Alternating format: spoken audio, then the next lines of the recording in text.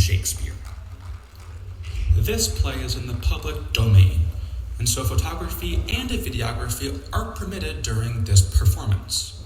Please be kind to our performers on stage and refrain from flash photography. Please, take this time to silence your mobile devices as a courtesy to our performers and your fellow guests.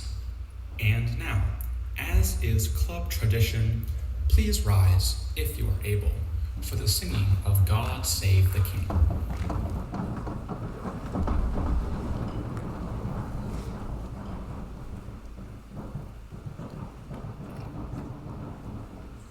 God save our gracious King, long live our noble King. God save the King. Send him victorious, happy and glorious, long to reign over us. God save the King.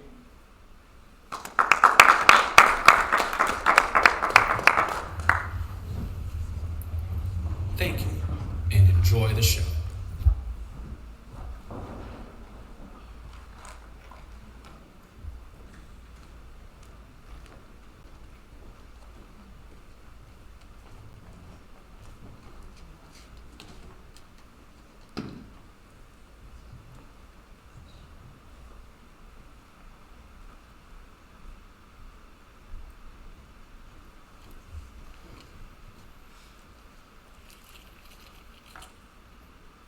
I learn in this letter that Don Pedro of Aragon comes this night to Messina. He is very nearby. He was not 3 leagues off when I left him. How many gentlemen have you lost in this action? But few of any sort, and none of name. A victory is twice itself when the achiever brings home full numbers. I learn here that Don Pedro has bestowed much honor on a young Florentine called Claudio. Much deserved in his part, and equally remembered by Don Pedro. He's borne himself beyond the promise of his age, doing in the figure of a lamb the feats of the lion. He is indeed better bettered expectation than you must expect me to tell you how. Well, he has an uncle here in Messina. We'll be very much glad of it. I already delivered him letters. There appears so much joy in him, so much that joy could not show itself modest enough without a badge of bitterness. Did he break out into tears? Great measure. A kind overflow of kindness. There are no faces truer than those that are so washed. How much better is it to weep at joy than to joy at weeping? I pray you, is Signor Montalto returned from the wars or no? I know none by that name, lady. There was none such in the army of any sort. Who is he that you ask for, niece? My cousin means Signor Benedict of Padua. Oh, he has returned, and as pleasant as he ever was. He set up his bills here in Messina, and challenged Cupid at the flight. And my uncle's fool, reading the challenge, subscribed for Cupid and challenged him at the bird bowl. I pray you, how many hath he killed and eaten in these wars? But how many hath he killed? For indeed I promise to eat all of his killing. Faith, niece, you tax Senor Benedict too much. But will be meet with you, I doubt it not. He hath done good service, lady, in these wars. You had musty victual, and he hath slopped to eat it. He's a very valiant churchman. He hath an excellent stomach. And a good soldier, too, lady. And a good soldier too, lady. But what is he to a lord? Lord to a lord, a man to a man, stuffed with all honorable virtues. It is so indeed. He's no less than a stuffed man, but as for the stuffing, well, we are all mortal. You must not, sir, mistake my niece. There is kind of merry war betwixt her and Senor Benedict. They never meet, but there's always a skirmish of wit between them. Alas, he'll get nothing by that. At our last conflict, 4 of his 5 wits went halting off, and now is the whole man governed with 1. So that if he have wit enough to keep himself warm, let him bear it for a difference between himself and his horse, for it is all the wealth he hath left to be known a reasonable man. I pray you, who is his companion now? He hath every month a new sworn brother. Is it possible? Very easily possible. He wear his faith by the fashion of his hat. It ever changes with the next block. I see, lady, the gentleman is not in your books. No. And he were, I would burn my study. But I pray, who is his companion now? Is there no man squared now that will make a voyage with him to the devil? He is most in the company of the right noble Clark. Oh, Lord, he will hang upon him like a disease. He is sooner caught in the pestilence, and the taker run presently mad. Oh, God, help the noble Claudio. If he hath caught the Benedict, it will cost him £1,000 ere he be cured. I will hold friends with you. Do, good friend. You will never run mad, niece. No, not till a hot January. Don Pedro is approached. Good Signor Leonato, are you come to meet your trouble? The fashion of the world is to avoid cost, and you encounter it. Ah, never came trouble to my house in the likeness of your grace. For trouble being gone, comfort should remain. But when you depart from me, sorrow abides, and happiness takes his leave. You embrace your charge too willingly. I think this is your daughter. Her mother hath many times told me so. Were you in doubt of it, sir, that you had to ask her? No, Senor Benedict, for then were you a child. You have a full Benedict. You may guess this by what you are, being a man. The lady truly fathers herself. Be happy, lady, for you are like an honorable father. If Sir Leonato do be her father, she would not have his head on her shoulders for all of Messina, as much like him as she is. I wonder that you will still be talking, Signor Benedict. Nobody marks you. My dear Lady Disdain, are you yet living? Is it possible Disdain should die when she hath such food to feed it as Signor Benedict? Courtesy itself must convert to disdain if she come in your presence. Is courtesy a turncoat? It is certain I am loved of all the ladies, only you excepted. And I could find in my heart I had not a hard heart, for truly I love none. A dear happiness to woman. They would also have been troubled with a pernicious suitor. I thank God and my cold blood every day I am of your humor for that. I had rather hear my dog bark at a crow than a man swear he loved me. God keep ladyship still in that mind. Some gentleman or other shall escape a predestinate scratched face. Scratching cannot make it worse and to wear such a face as yours were. You are a rare parrot, teacher. A bird of my tongue is better than a beast of yours. I would my horse had the speed of your tongue, and so good a continuer. But keep your way. In God's name, I've done. You always end with the jade's trick. I know you of old. That is some of all, Leonato. Signor Benedict, Signor Claudio, my good friend Leonato has invited us all. I tell him that we will stay at the least a month, and he heartily prays that some occasion may detain us longer. I dare swear that he is no hypocrite, but prays from the heart. If you swear, my lord, you will not be forsworn. Let me bid you welcome, my lord. Being reconciled to the prince, your brother, I owe you all duty. I thank you. I'm not of many words, but I thank you. Please at your grace, lead on. Your hand, Leonato, we will go together.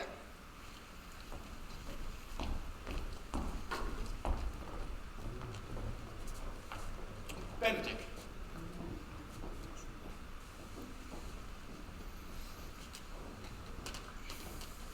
Did thou notice the daughter of Leonato? I noted her not, but I looked on her. Is she not a modest young lady? Would you question me as an honest man should do, for my simple, shrewd judgment? Or would you have me speak after my customs, being a professed tyrant to their sex? No, I ask you, speak in sober judgment. Why, methinks she's too low for a high praise and too little for a great praise. The only commendation I can give her is this, that, were she anything other than what she is, she were unhandsome. And being none other but as she is, I do not like her.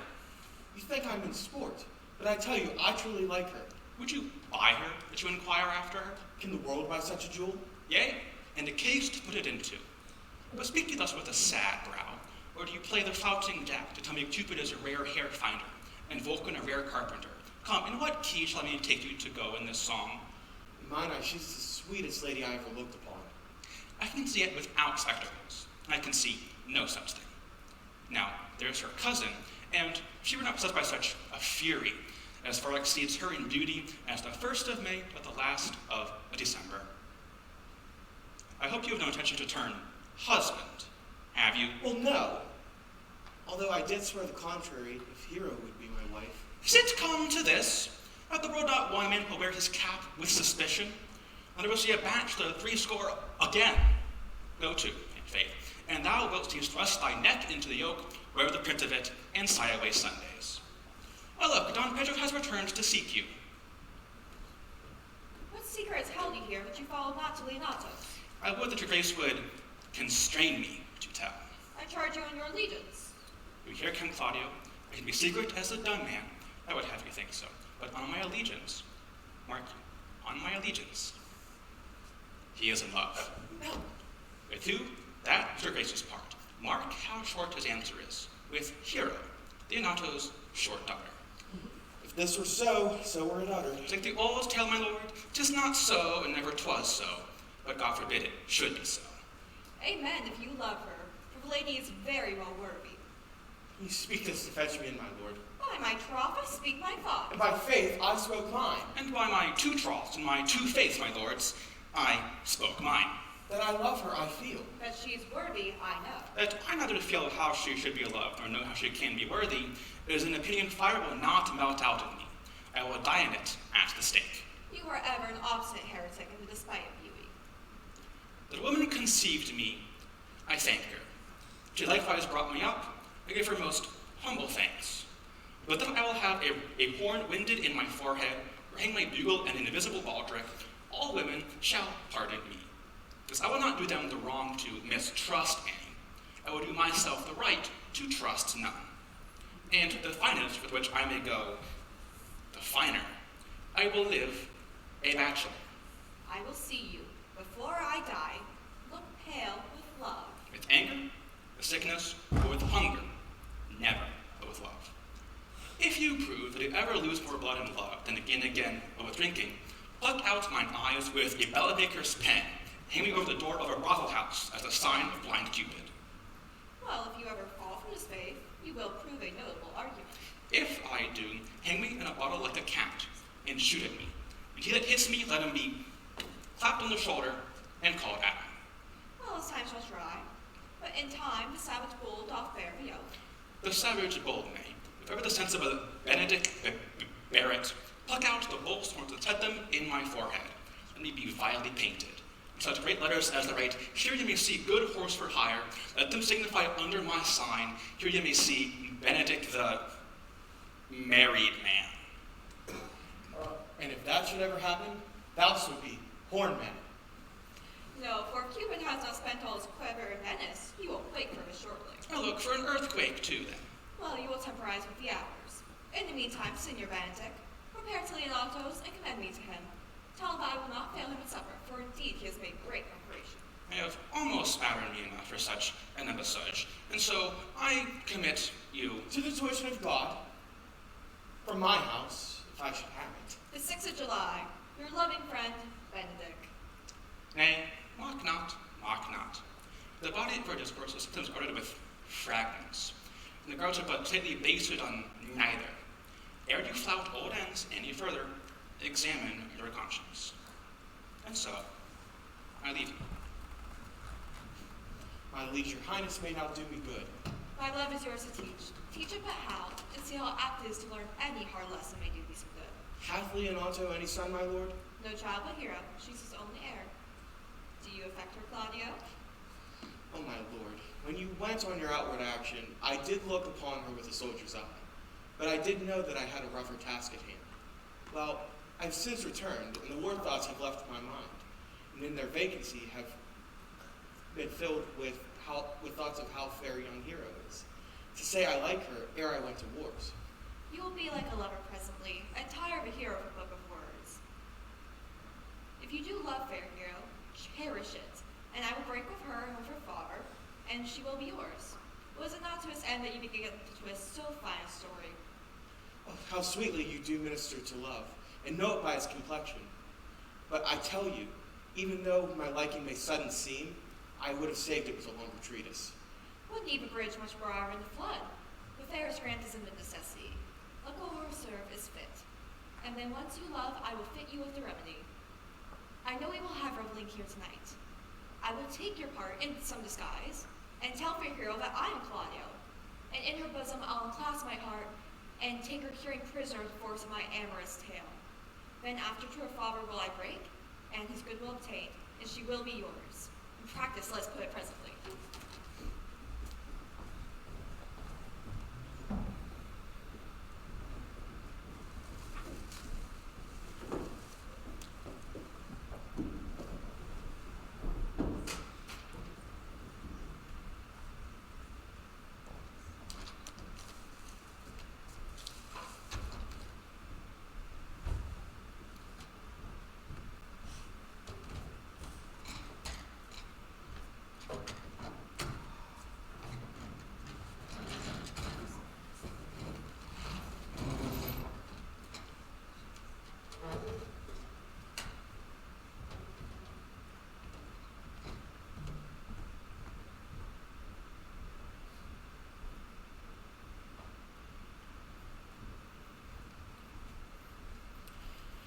How now, brother? Where is my cousin, your daughter? Hath she provided this music? She is quite busy about it. But, brother, I can tell you strange news of which you yet dreamt not of. Are they good? As the event stamps them, but they have a good cover, they show well outward. The prince and Count Claudio were walking in a thick pleached alley in my orchard, and were thus much overheard by a man of mine. The prince discovered to Count Claudio that he loved my niece, your daughter, and meant to acknowledge it this night in a dance. And if he found her accordant, he meant to take the present time by the top and instantly break with you of it. Hath the fellow any wit that told you this? A good and sharp fellow. I will send for him and question him yourself. No. We will hold it as a dream till it appear itself. But I will acquaint my daughter withal, that if peradventure this be true, she may be the better prepared for an answer. Go you, and tell her of it. Cousin, you know what you have to do. I cry you mercy, friend. Go you with me, and I will make use of your skill. Have a care, cousin, this busy time.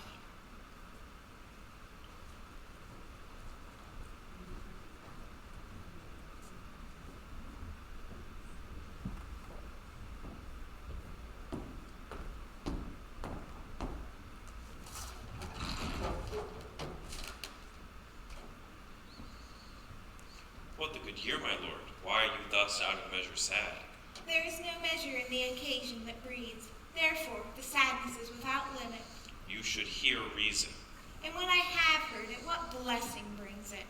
If not a present remedy, at least a patient sufferance. I wonder that you, being as you say you are, born under Saturn, go about to apply a moral medicine to a mortifying mischief. I cannot hide what I am. I must be sad when I have cause and smile at no man's jest. Eat when I have stomach and wait for no man's leisure. Sleep when I am drowsy and tend on no man's business. Laugh when I am merry and climb no man in his humor. Yea, but you must not make full show of this till you may do it without controlment. You have of late stood out against your brother, and he hath taken you newly into his grace. Where it is impossible, you should take true root by the fair weather that you make yourself. It is needful that you frame the season for your own harvest. I had rather be a canker in a hedge than a rose in his grace, and it better suits my blood to be disdained of all than to fashion a carriage to rob love from any. In this, though I cannot be said to be a flattering, honest man, it must not be denied that I am a plain-dealing villain. I am trusted with a muzzle and enfranchised with a clog. Therefore, I have decreed not to sing in my cage. If I had my mouth, I would bite. If I had my liberty, I would do my liking. In the meantime, let me be that I am, and seek not to alter me. Can you find new use for your discontent? I make all use of it, for I use it only. Who comes here? What news, Baraccio? I came yonder from a great supper. The prince your brother is royally entertained by Leonardo, and I can give you intelligence of an intended marriage. Will it serve for any model to build mischief on? What is he for a fool that betroths himself to unquietness? Mary, it is your brother's right hand. Who? The most exquisite Claudio? Even he. A proper squire. And who? Which way looks he? Mary on Hero, the daughter and heir of Leonardo. A very forward march chick. How came you to this? Being entertained for performer as I was smoking in a musty room, came to me the prince and Claudio, hand in hand in sad conference. I went myself behind the tapestry and heard it oversaid that the Claudio was going to marry Hero. thither. This may prove food to my displeasure. That young startup has all the glory of my overthrow. If I can cross him anyway, I bless myself every way. You're both sure, and will assist me. To the death, my lord. Let us to the great supper. Their cheer is the greater that I am subdued. Would the cup were on my mind. Shall we go prove it's to be done? We will wait upon your lordship.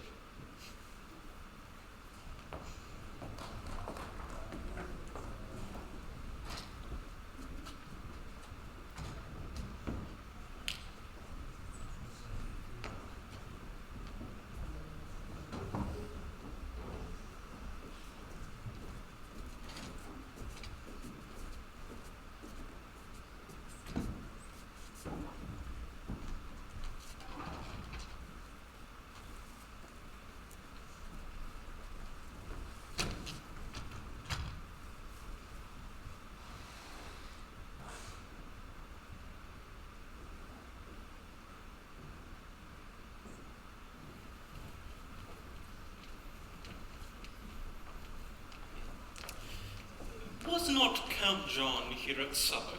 I saw him not. How tartly that gentleman looks. I never can see him, but I'm heartburned an hour after.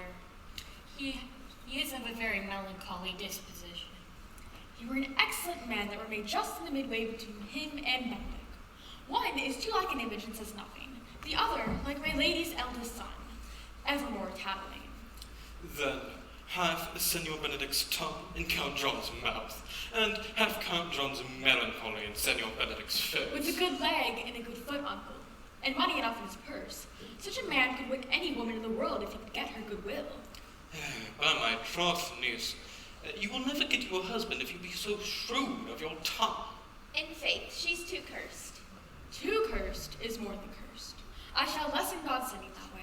For it is said, God sends a cursed cow short horns, but to a cow too cursed he sends none.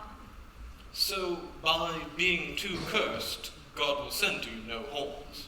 Just, if he send me no husband, for the which blessing I am at him upon my knees every morning and evening. Lord, I cannot endure a husband with a beard on his face. I'd rather lie in the woolen.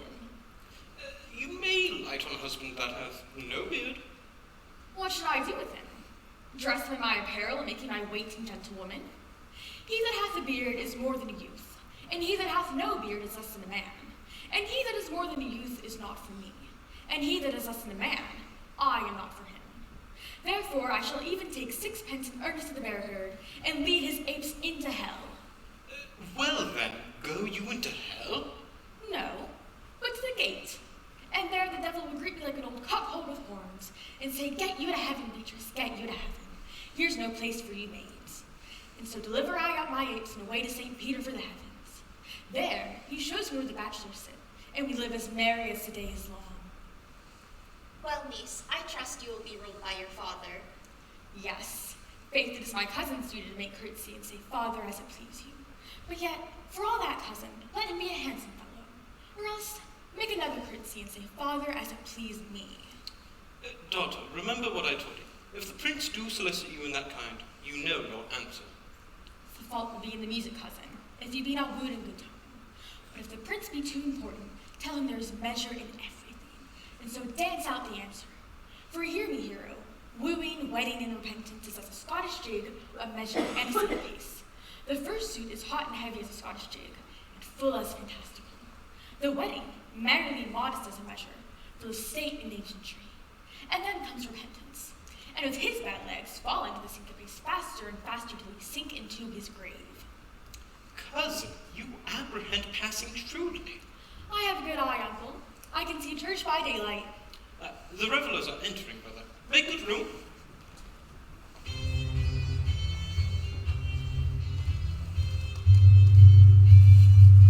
Lady, will you walk about with your friend? So, you walk softly and look sweetly and say nothing. I am yours for the walk, and especially when I walk away. With me in your company? I may say so when I please. I won't please you to say so. When I like your favor. For God defend Balut should be like the case. My visor is like Philemon's ring. Within the house is drunk. Why, then your visor should be thatched. Speak low if you speak love.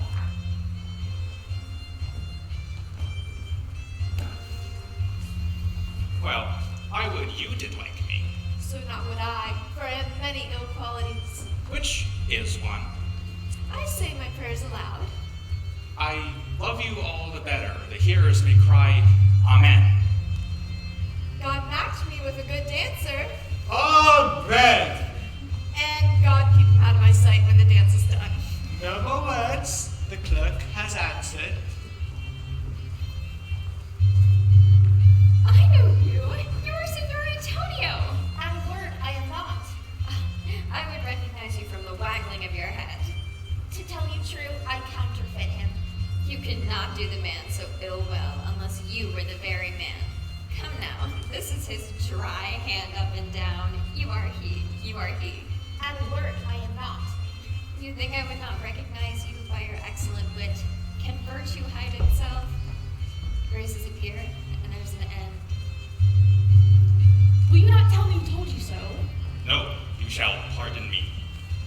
Nor will you tell me who you are. Not now. That I was disdainful, that I had my wit out of 100 merry tales. Why, this was Signor Benedict that said so. Who's he? I am sure you know him well enough. Not I, believe me. Did he never make you laugh? I pray you, what is he? Why, he's the prince's jester, a very dull fool. His only gift is in devising impossible slanders. None but libertines delight in him, and the condemnation is not in his wit, but in his villainy. He both pleases men and angers them, and they laugh at him and beat him. Sure, he's in the fleet. I would he had boarded me. When I know the gentleman, I'll tell him of what you say. Do. He'll but break a comparison or two on me, which peradventure not marked or not laughed at strikes me in melancholy. And then there's a partridge wing saved, for the fool will eat no supper that night.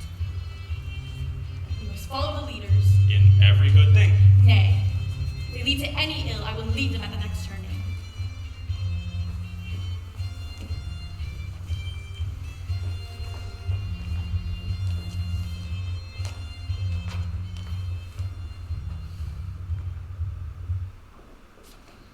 Sure, my brother is amorous on Hero and has withdrawn with her father to break with him about it. The ladies follow her, and but one visor remains. And that is Claudio. I recognize him by his bearing. Are not you Signor Benedict? You know well that I am he. Signor, you are very near my brother in his love. He is enamored on Hero. I pray you dissuade him from her. She is no equal for his birth, and you may do the part of an honest man in it. How do you know that he loves her? I heard him swear his affection. So did I too, and he swore he would marry her tonight. Come, let us to the banquet. Thus answers I in the name of Benedict. But hear these ill news with the ears of Claudio. 'Tis certain so, Prince woos for himself. Friendship is constant in all other things, and all others are saved for the office and affairs of love. But mind you, every heart speaks its own language. Therefore, let every eye negotiate for itself, and trust no agent. For beauty is like a witch, under whose spell faith melts into blood. This is an act of hourly proof, which I mistrusted not. Farewell, therefore, hero. Leo, Yes, the same. come, will you go with me? Where? Even to the next willow, about your business county. Of what fashion will you wear the garland of? About your neck like a usurer's chain, or on your arm like a lieutenant's scarf. You must wear it one way, for the prince has got your hero. I wish him joy of her. That's spoken like an honest drover, and they sell bullocks. Did you really think the prince would have served you thus? I pray you, leave me. Oh, now you speak like the blind man. Just the boy that stole your meat, and now you'll beat the post. If it will not be, I will leave you then. Poor, hurt fowl. Now will it creep into sedges. But that my lady Beatrice should know me and not know me. The prince's fool. It may be I go under that title because I am merry. But yea, though I am apt to do myself wrong, I am not so reputed. It is the base and the bitter disposition of Beatrice that puts the world into her person and so gives me out. Well, I'll be revenged as I may. Ah, Now, Signor, where is the Count? Have you seen him? Troth, my lord, I have played the part of Lady Fame. I found him as melancholy as a lodge in a warren. I told him, and I think I told him true, that your grace had got the goodwill of this young lady, and so I ordered him on my company over to a willow tree, surrounding up a garland as being forsaken, writing up a rod as for being whipped. To be whipped? What's his fault? The flat transgression of a schoolboy, who, being overjoyed by finding a bird's nest, shows it to his companion, who steals it. Will you make a trust a transgression? A transgression is in the stealer. Yet did not been amiss the rod had been made, and the garland too. The garland he might have worn himself, and the rod he might have bestowed upon you, who, I take it, have stolen his bird's nest. I will but teach them to sing, and restore them to the owner. If their singing answer your saying, by my faith you say honestly. Her Lady Beatrice has a quarrel to you. The gentleman who danced with her told us she is much wronged by you. She misused me as the endurance of a block. A tree with one green leaf on it would have answered her. My very advisor began to assume life and scold with her. She told me, not thinking I had been funny, I was the prince's jester, duller than a great thaw, hurling jest upon such impossible conveyance that stood like a man at a mark with the whole army shooting at me. She speaks poignards, and every word stabs. Her breath were as terrible as her terminations. There would be no living near her. She would infect to the North Star. I was not marry her, though she were done with all Adam had left him before he had transgressed. She would have made Hercules have turned the spit, yea, and clapped his club to make the fire, too. Come, talk not of her, shall find the infernal goddess Ate in grand apparel. I would to God some scholar would conjure her, for surely, while she is here, a man may live as quiet in hell as in a sanctuary, and will sin upon purpose, as they would go thither. So indeed all disquiet, horror, and perturbation follows her. Oh, look, here she comes. Would grace command me on any service to the world's end? Will on the latest errand the liberties you can devise to send me on. I will bring the length of Prester John's foot, to pick from the furthest inch of Asia, a hair off the great James' beard, do any embassies to the pygmies, rather than hold 3 words conference with this harpy. You have no employment for me? None but to desire your good company. Oh, God, sir, that is a dish I love not. I cannot endure my lady tongue. Come, lady, come. You've lost a heart, Signor Benedict. Indeed, my lord. Once before I gave him use for it, a double heart for a single one. Mary, once before he wanted me with false dice. Therefore your grace may well say I have lost it. You have put him down, lady. You have put him down. So I would not he should do me, my lord, lest I be known the mother of fools. Here, I have brought Count Claudio, whom you sent me to seek. How now, Count? Wherefore are you sad? Not sad, my lord. How about sick? Neither, my lord. The Count is neither sad, nor sick, nor merry, nor well, but civil Count, civil as an orange, and something of that jealous complexion. In faith, lady, I think your blazing to be true. Although, to be honest, his conceit is false. Here, Claudio, I have wounded my name, and fair hero is won. I broke with her father, and his goodwill obtained. Name the day of marriage, and God give you joy. Count, take of me my daughter, and with her my fortunes. His grace has made the match, and all grace say, Amen to it. Speak, Count, 'tis your cue. Well, I have very little to say. I was but once too little happy, if I could say how much. Lady, as you are mine, I am yours. I give myself to you and dote upon the exchange. Speak, cousin, or, if you cannot, stop his mouth with a kiss and let him not speak neither. In faith, lady, you have a merry heart. Yes, I think it poor fool it keeps on the windy side of care. My cousin tells him in his ear that he's in her heart. And so she does, cousin. Good Lord for alliance! And so goes everyone to the world but I, and I am sunburnt. I shall sit in a corner and cry, hey ho for a husband. Lady Beatrice, I will get you one. I'd rather have one of your father's getting. Near your grace a brother like you. Your father always got excellent husbands, if a maid could come by them. Will you have me, lady? No, your grace.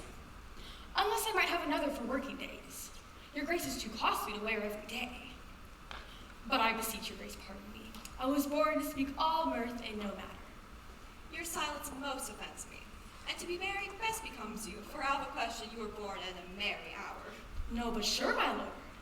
My mother cried, but then there was a star danced, and under that I was born. Cousins, God give you joy. Niece, will you look to those things I told you of? I cry you mercy, uncle, by your grace's pardon. By my troth, a pleasant spirited lady. Ah, there's a little of the melancholy element in her, my lord. She is never sad but when she sleeps, and not ever sad then, for I have heard my daughter say she has often dreamt of unhappiness, and waked herself with laughing. She cannot endure to hear tell the husband. Oh, by no means. She mocks all her wooers out of suit. She would make an excellent wife for Benedict. Oh, Lord, my lord, if they were but a week married, they would talk themselves mad. County Claudio, when may you go to church? Tomorrow, my lord. You know time goes on crutches till love has all its rights. Not till Monday, my dear son, which is hence a just sevennight, and a time too brief to have all things answer my mind. Come, you shake my head so long the breathing, but I warrant you, the time will not go dully by us. Any interim, I will undertake one of Hercules' labors, to bring Signor Benedict and the Lady Beatrice into a mount of affection, the one for the other, obviously. I would fain have a match, and I doubt not want to fashion it, unless you three will give assistance as I shall minister direction. I'm for you, my lord, though it cost me 10 nights' watchings. And I, my lord. And you too, gentle hero? I will do any modest office, my lord, to help my cousin to a good husband. And Benedict is not the most unhopeful husband I know. Thus far can I praise him. He is of approved strain, of noble valor and confirmed honesty. I will teach you how to humor your cousin so that she shall fall in love with Benedict. And I, with your two helps, will so practice on Benedict that despite his quick wit and his queasy stomach, he shall fall in love with Beatrice. If we can do this, Cupid is no longer an archer. His glory will be ours, for we are the only love gods. Go in with me, and I will tell you my drift.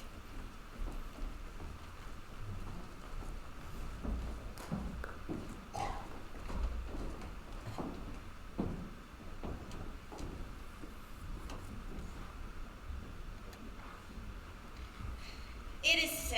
The Count Claudio shall marry the daughter of Leonato. Yea, my lord, but I can cross it.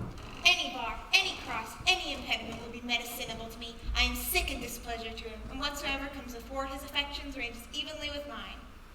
How can you cross this marriage?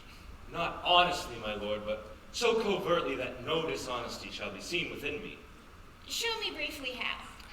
I think I told your lordship a year since how much I am in the favor of Margaret, the waiting gentlewoman to Hero. I remember. I can, at any unseasonable instant of the night, appoint her to look out her lady's chamber window. What life is in that to be the death of this marriage? The poison of that lies in you to temper. Go to the prince your brother, and tell him that he hath wronged his honor in marrying the renowned Claudia, whose estimation do you hold up mightily to a contaminated scale with one such as Hero.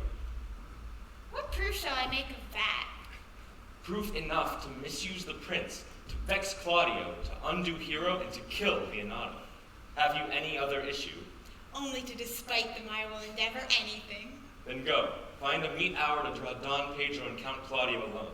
Tell them that you know Hero loves me, and tend a kind of zeal as in the love for your brother's honor, who hath made the match, and his friend, whose reputation is cozen for a semblance of a maid.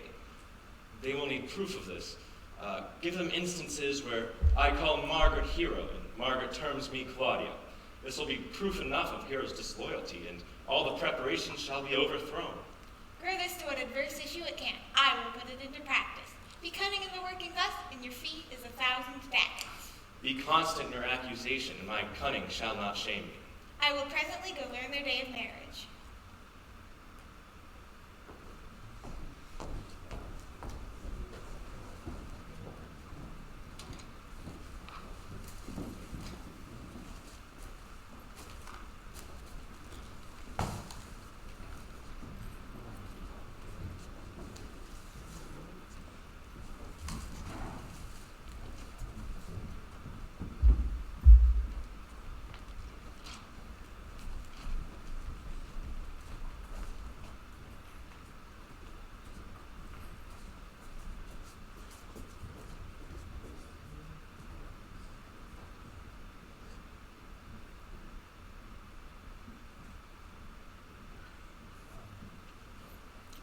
Boy, Senor, in the window of my chamber there lies a book. Bring it here to me in the garden. I'm here already, sir. Well, yes, I would have you hence and back again. I do much wonder that one man, seeing how much another man is a fool when he dedicates his behaviors to love, will, after he hath laughed at such shallow follies in others, become an argument of his own scorn by falling in love. And such a man is Claudio. I have known there was no music with him but the drum and the fife. Yet he had now rather hit the tabor and pipe. I have known when he would have walked 10 miles afoot to see a good armor. Now he will lie 10 nights awake, during the fashion of a new doublet. He was wont to speak plain and to the purpose, like an honest man and a soldier. Now he has turned orthography. His words are a fantastical banquet, such strange dishes. Shall I be converted and see with these eyes? I cannot tell. I think not. When I be sworn but love will transform me into an oyster. But I'll take my oath on it. Until he hath made an oyster of me, no man shall make me such a fool. One woman is fair, yet I am well. Another is wise, yet I am well. Another is virtuous, yet I am well. So all graces be in one woman shall not come into my grace. Rich shall she be, that's certain. Wise, or I'll not. Virtuous, or I'll never cheapen her. Fair, or I'll never look on her. Mild, or come not near me. Noble, or not I, for an angel. Of good discourse, excellent musician, and her hair shall be of whatever color it please God. Ah, the prince and Monsieur Love will hide me in the arbor. Come, shall we hear this music? Yea, my lord, how still this evening is, as hushed on purpose as to promote harmony. See, your romantic has hidden so. Oh, very well, my lord, the music is ended. We'll fit him with a pennyworth. Come, Balthazar, we'll hear that song again. Oh, good my lord, tax not so bad a voice to slam the music any more than once. Is the witness still excellency to see one put such a strange face on one's own perfection?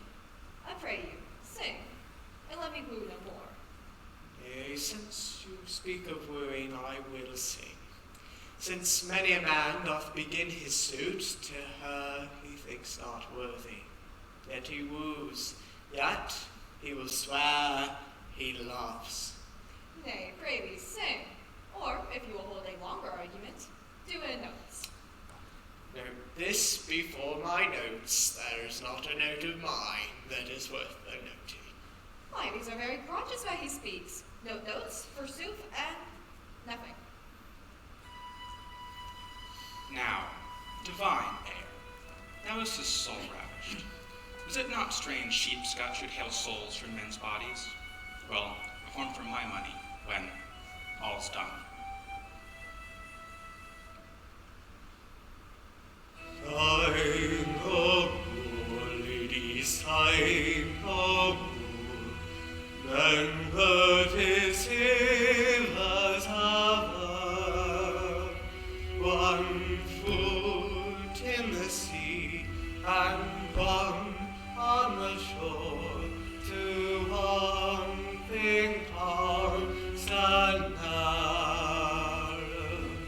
then sign not so, but let them go, and be light and funny, converting your songs of woe into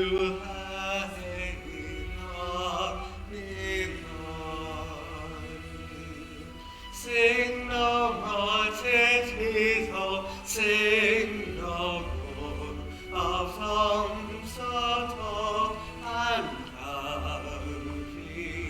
The fraud of man was of the soul, sense of the first was lovely, and sigh not so, but let them go, and be light.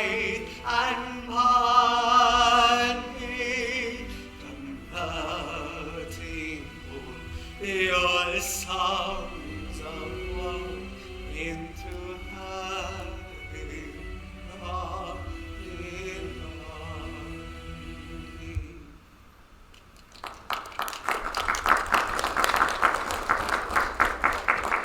By my troth, a good song. and an ill singer, my lord. Ha, no, you sing well enough for a shift. And if he had been a dog that would have howled at us, they would have hanged him. I pray to God his bad voice bode no mischief. It's like I've heard the night raven come what plague may have come after it. Yea, Mary, do you hear, Balthazar? I pray you, get us some excellent music. For tomorrow night you will have it at the Lady Hero's chamber window. The best I can, my lord. Do so. Farewell. Oh, Come hither, Leonato. What was it you told me of today? That your niece Beatrice was in love with Signor Benedict? Oh, hey. Stalk on, the foul sins. I never did think that lady would love any man. No, nor I neither. But most wonderful that she should so dote on Senor Benedict, whom she as in all outward appearances seemed ever to abhor. Is it possible? Sits the wind in that corner? By my troth, my lord, I cannot tell what to think of it, but that she loves him with an enraged affection. It is past the infinite of thought. Maybe she only counterfeits? Oh God, counterfeit! There never was counterfeit of passion came so near the life of passion as she discovers it. Why, what effects of passion shows she? Bait the hook well. This fish will bite.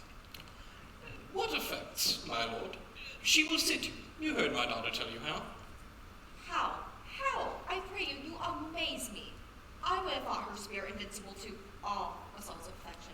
I would have sworn it had, my lord, especially against Benedict. I should think this a gall, that this old fellow says so. Knavery cannot surely hide itself in such reverence. He hath taken the infection. Hold it up. Has she made her affection known to Benedict? No, and swears she never will. That is her torment. Well, 'tis true indeed. For she says, shall I, says she, that so often counter him, to write him, and say that I love him? This says she now when she's beginning to write him, for she'll be up 20 times a night, and there will she sit in her smock till she have writ a sheet of paper. My daughter tells us all. Now you speak of a sheet of paper, and I recall you of a pretty jest your daughter told us of. Oh, when she had writ it and was reading it over, and found Benedict and Beatrice beneath the sheet. That. Oh, she tore the letter into 1,000 halfpence, railed at herself for being so immodest to write to one that she knew would flout her. I measure him, says she, by my own spirit, for I should flout him if he writ me. Yea, though I love him, I should. Then down on her knees she falls, weeps, sobs, cries, beats her chest, pulls her hair, prays, curses, oh God, oh sweet Benedict, God give me patience. She doth so, and the ecstasy has so much overborne her that my daughter is sometimes afeard she will do a desperate outrage to herself. It is very true. It would be good if Benedict knew that by some other mean, if she will not discover it. Were it good, think you, my lord? Well, Hero says she will die, for she thinks she will die, if he love her not, and she makes her love him. She does well, for if she makes tender of her love to Benedict, it's very possible he'll scorn her for it, for a man, as you all know, has a contemptible spirit. But to what end? He would but make a sport of it and torment her more. And if he should, it would be all to hang him. She's an excellent, sweet lady, and outside all suspicion, she is virtuous.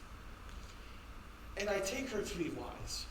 She is exceedingly wise in everything but in loving Benedict. Oh, my lord, wisdom and blood combating in so tender a body, we have 10 proofs to the one that blood has the victory. I'm sorry for her, as I have just cause, being her uncle and her guardian. I would she would have bestowed this dotage on me. I would have doffed all other respects and made her half myself. I pray you tell Benedict of it and hear what he will say. Nay, let her wear it out in good counsel. Nay, that is impossible. She may wear out her heart first. Well, you will hear more of it by your daughter. In the meantime, let it cool the while. I love Benedict well, I wish he would modestly examine himself to see how so unworthy he is so good a lady. My lord, will you walk? Dinner is ready. If you do not dote her upon this, I will never trust my expectation. Let the same net be spread for her that your daughter and her gentlewoman must carry. The real show will be when they have to hold each other's opinion of one another, which will be merely a dumb show. That is what I would see. Come, let us send her in to call him to dinner.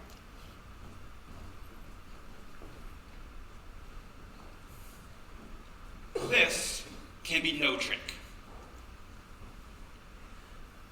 Our conference was sadly born, yet the truth of it from Hero is seemed to pity the lady.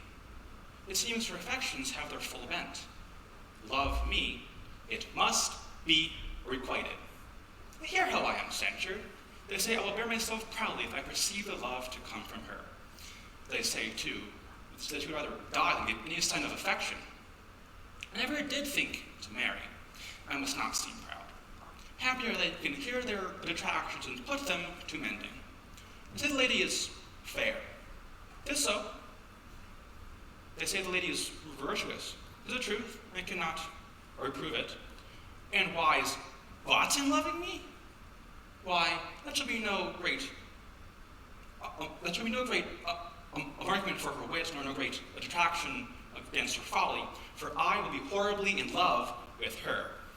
I may by chance have some odd quirks and remnants of wit broken on me, because I rebelled so long against marriage. But does not the appetite alter?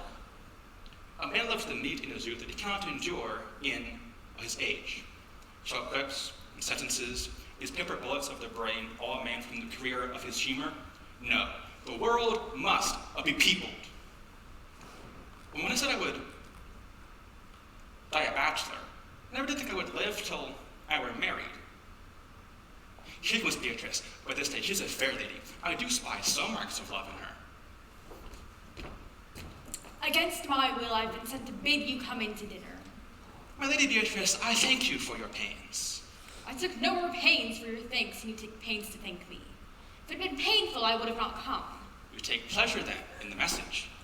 Yea, just as much as you may take upon a knife's point and choke a dog withal. You have no stomach, signor. Fare you well.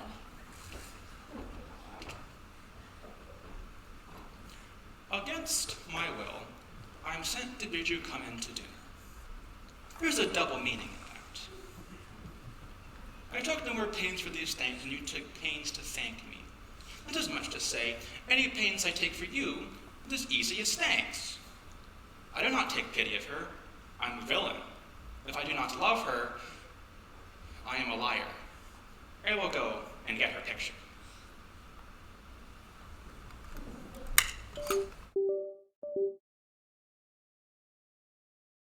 I joined Gilbert and Sullivan because I wanted to try acting. I love Gilbert and Sullivan because I love acting, I love the community. I like GNS because I get to perform with all my friends. I like GNS because there's room for everybody. I love GNS here because it's like a very inclusive community. I like GNS because everyone's very welcoming. Walk in the orchard, and our whole discourse is all over.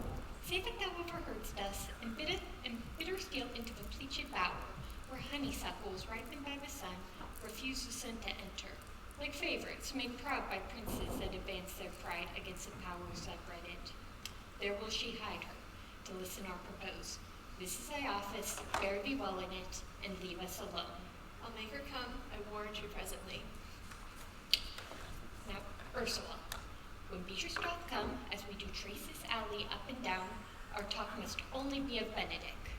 When I do name him, let be thy part to praise him more than ever man did merit. My talk to thee must be how Benedick is sick in love with Beatrice. Of this matter is little Cupid's crafty arrow made, that only wounds by hearsay. Now begin, for look where Beatrice, like a lapwing, runs close to the ground, to our conference.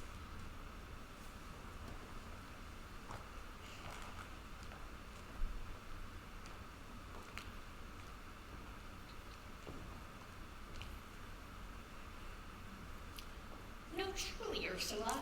She is too disdainful. I know her. I know she's as coy and wild as haggards of the rock. Oh, but are you sure that Benedick loves Beatrice so entirely? So says the prince and my new trove lord. Did they bid you tell her of it?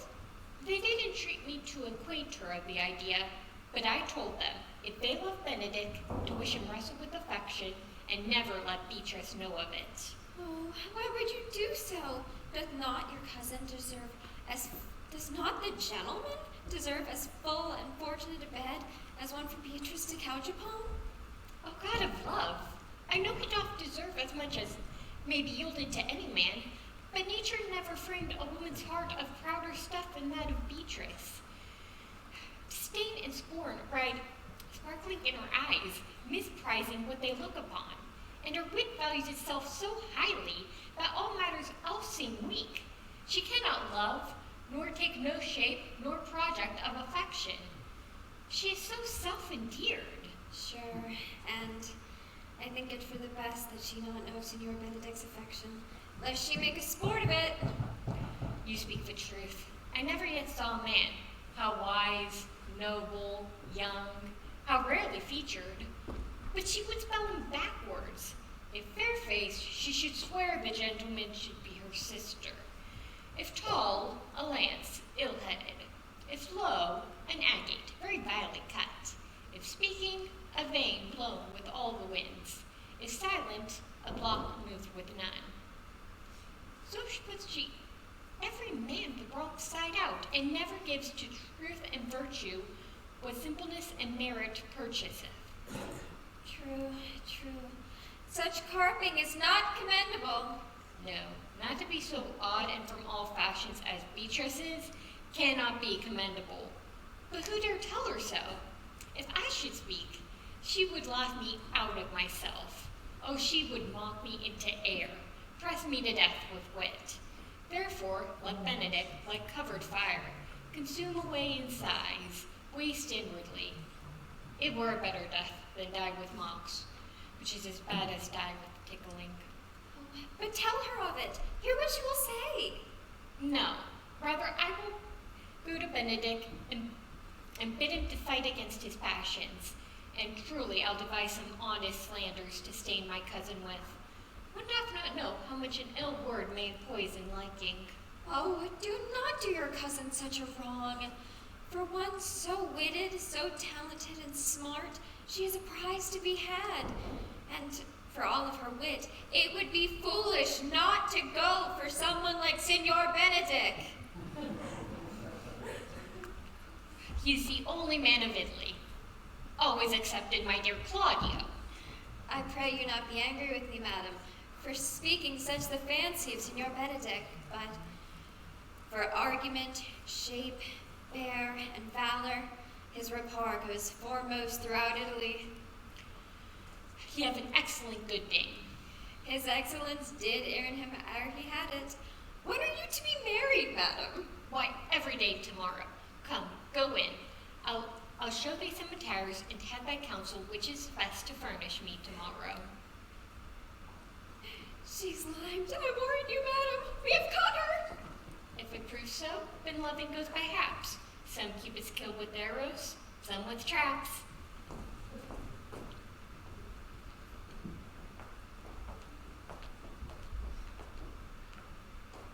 What fire is in mine ears? Can this be true? Stain I condemned for pride and scorn so much. Contempt farewell, and made it pride adieu. For no glory lives behind the back of such. And Benedict, love on, I will requite thee, taming thy wild heart to thy loving hand.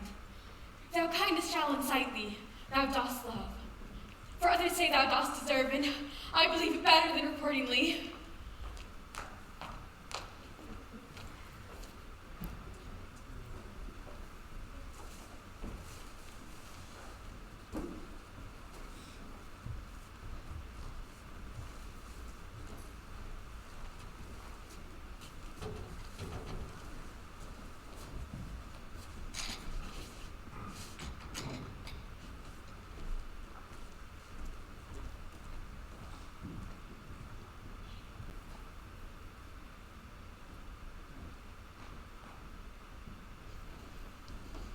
I do what say true marriage be consummate, and now I must go towards Aragon.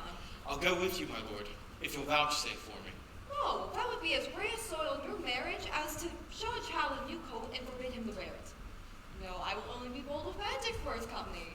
For from the crown of his head to the sole of his foot, he is all mirth. He has twice or thrice now cut Cupid's bowstring, and the little hangman dare not shoot at him. He has a heart as sound as a battle, and his tongue is a clapper. From his heart thinks, his tongue speaks. Gallants, I am not as I have been. So say I. Methinks you are sad.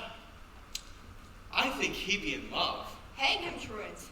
There's not a true drop of blood in him to be touched by. Love.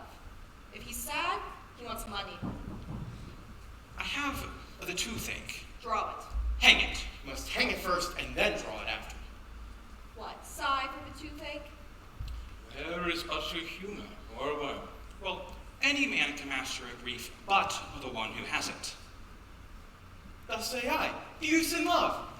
There's no appearance of fancy in him, unless it's a fancy to strange disguises, such as to be a Dutchman today, a Frenchman tomorrow, or to be in shape of two countries on once, such as to be a German from the waist downwards, all Slavs, or a Spaniard from the waist upwards, no doublet, unless he has a fancy to his foolery, which it appears he does. Then he's no fool for fancy, as you would have it here he is. Nay, but if he be not in love with a woman, there is no trusting old signs. He brushes his hat o' mornings, but what is that bode? Has any man seen him at the barber's? Nay, but the barber's man hath been seen with him. The old ornament of his teeth hath already stuffed tennis balls. Indeed, he looks younger than he did by the loss of a beard. No, he rubs himself with a civet. Can you smell him out by that? And when has he want to wash his face? Yea, or to paint himself. For which I hear what they say of him. Yet this is no charm for the toothache. Come, old senor, walk aside with me. I have studied 8 or 9 wise words to say to you, which these hobby horses must not hear. For my life to break with him about Beatrice. Hero and Margaret have already had their exchange, but yet the two bears do not bite one another when they meet. My lord and brother, God save you. Good evening, brother. If your liege served, I would speak with you. In private? If it please you, your Count Claudio may hear, for what I would speak of concerns him. Why, what's the matter? Means your lordship to be married tomorrow. You know he does. I know not that, but he knows what I know. If there be any impediment, I pray you discover it. You may think I love you not, but that appear hereafter, nay better me by that I now will manifest. For my brother, I think he holds you well, and in dearness of heart has hoped to effect your ensuing marriage. Truly suit ill spent, and labor ill bestowed. What's the matter? I came hither to tell you, and circumstances shortened, for she has been too long a talking of. The lady is disloyal. Who, Hero? Even she, Leonato's hero, your hero, every man's hero. Disloyal? The word is too good to paint out her wickedness. I could say she were worse. Think you of a worse title, and I will fit her to it. Wonder not to further warrant. Go but with me tonight, and you shall see her chamber window entered even the night before her wedding day. If you love her then, tomorrow wed her. But it would better fit your honor to change your mind. May this be so, my lord. I will not think it.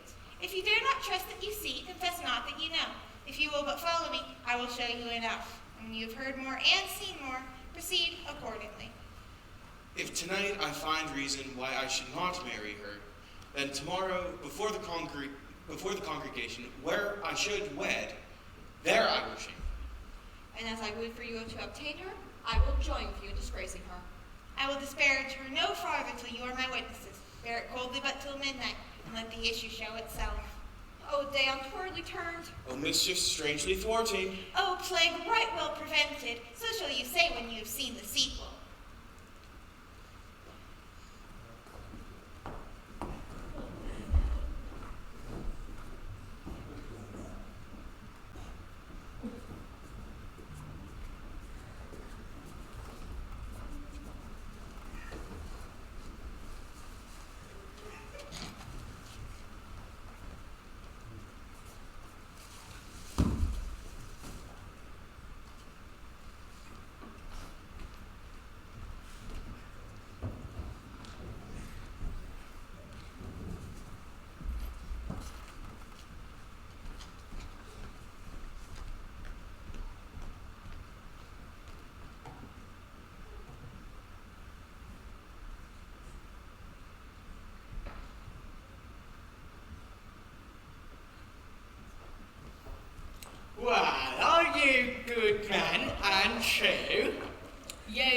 else it were a pity, but they should suffer salvation, body, and soul. Nay, that were a punishment too good for them, if they have any allegiance in them, being chosen for the prince's watch. Well, then give them their charge, neighbor Dogberry. Yes. First, who think you the most desert this man to be constable? You okay, sir, or George Sequel, for they can read and write. Why, come, neighbour Seagull, God has blessed you with a good name, sir. For to be favoured by men, that is a gift of fortune, but to write and read comes by nature. Both which, Master Constable? You have! I knew it would be your answer. Well, for your favour, give God thanks. But make no boast of it, for as to your writing and reading, let that appear when there is no need for such vanity. Well, sir, you are thought to be the most senseless and fit man for constable of the watch. Therefore, bear you the lantern.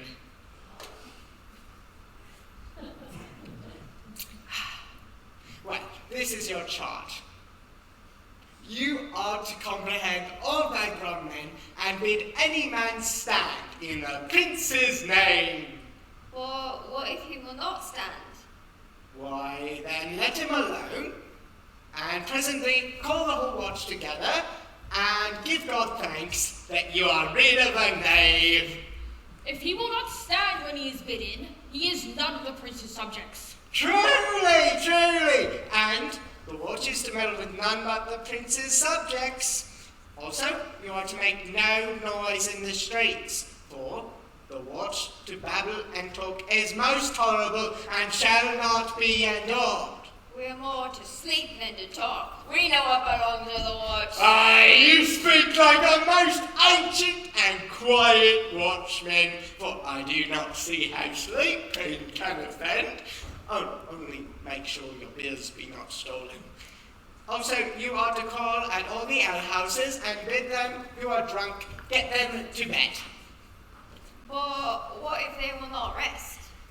Why, then let them alone until they are sober, and if they give you not better answer then, you may say they are not the men you took them for. Well, sir. Yes. If you meet a thief in the night, you may, by your office, suspect him to be no true man. And with such men, the less you meddle or make with them, the more is for your honesty.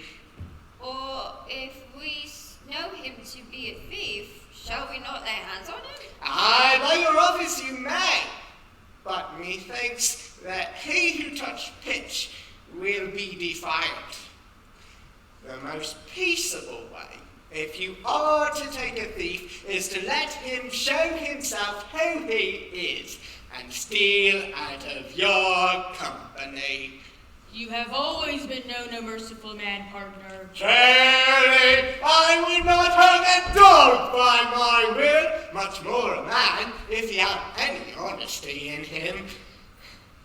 If you hear a child cry in the night, you must call to the nurse and bid her still it. Or if she's asleep and doesn't hear it? Why, then let the babe wake her with crying, for if the ewe will not hear the lamb when he bars, she will not hear the calf when he blinks. 'Tis very true. Yes. Well, this is the end of your charge. You, constable, are to present the prince's own person. Yes. If you meet the prince in the night, you may stay. Nay, by our lady, I think he cannot. Nay, 5 shillings to 1 on it.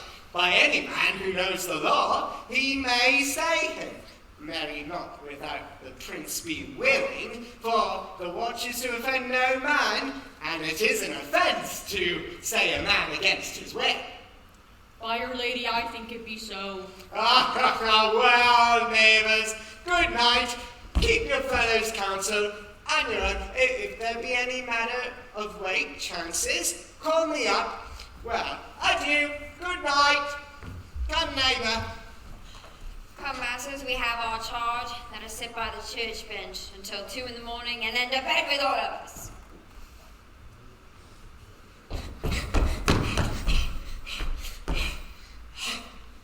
One more word, sir. Pray watch about Signor Leonato's door, for there being a wedding there tomorrow, there is a great coil tonight. Adieu, be vigilant, I beseech you. What, Conrad? Peace, stir not. Conrad, I say. Here, man, I am at thy elbow. The mass in my elbow itched, I thought there were a scab follow. I will owe thee an answer for that, and now, forward with thy tale. Stand thee close, then under this penthouse where it drizzles with rain, and I shall utter all to thee, like a true drunkard. Treason, masters, stand close. Therefore know that I have earned of Don John 1,000 ducats. Is it possible that any villainy should be so dear? Thou shouldst rather ask if it's possible any villainy should be so rich, for when rich villains have need of poor ones will make what price they will. I wonder at it. That showeth that thou art unconfirmed. The fashion of a hat or a cloak or a doublet is nothing to a man. Yes, it is apparel. I mean the fashion. Yes, the fashion is the fashion. Tush, I may as well say the fool's the fool. Thou seest not what a deformed thief this fashion is. I know that deformed. He's been a vile thief this 7 year. He goes up and down like a gentleman. I remember his name. Didst thou not hear someone? No, 'twas the vein on the house. Thou seest not what a deformed thief this fashion is. How giddily he turns all the hot bloods from 14 and 5 and 30, like fashioning the Pharaoh's soldiers in a Ricci painting, or Godbel's priests in a church window, or the shaven Hercules in a smirched worm-eaten tapestry where his codpiece was as massy as his club. All of this I see, and I see that the fashion wears out more apparel than the man. But art not thou thyself giddy with the fashion too, that thou hast shifted out of thy tale into telling me of the fashion? Not so, but know that I have of tonight wooed Margaret. She bid me 1,000 times farewell from her chamber window. I tell this tale vilely, but know that the Prince and Claudio and my master, placed and possessed by Don John, saw this amiable encounter in the orchard. And thought they Margaret was hero. 2 of them did, the Prince and Claudio, but my master knew it was Margaret, partly by their oaths which did possess them, partly by the dark night which did deceive them, but chiefly by my villainy, which did confirm any slander that Don John had made. Away went Claudio enraged. He swore he would shame her with what he saw our night at the congregation, sending her home without a husband. We charge you in the prince's name. I'll call up the master constable. This is the most dangerous piece of lechery that has ever been known to the Commonwealth. I know that deformed, he wears a look. Masters! I'll bring deformed forth, I warrant you. Masters, never speak. I beseech thee, let us obey you to go with us. You're likely to prove a goodly commodity being taken up by these men's bills. A commodity in question, I warrant you. Come, we'll obey you.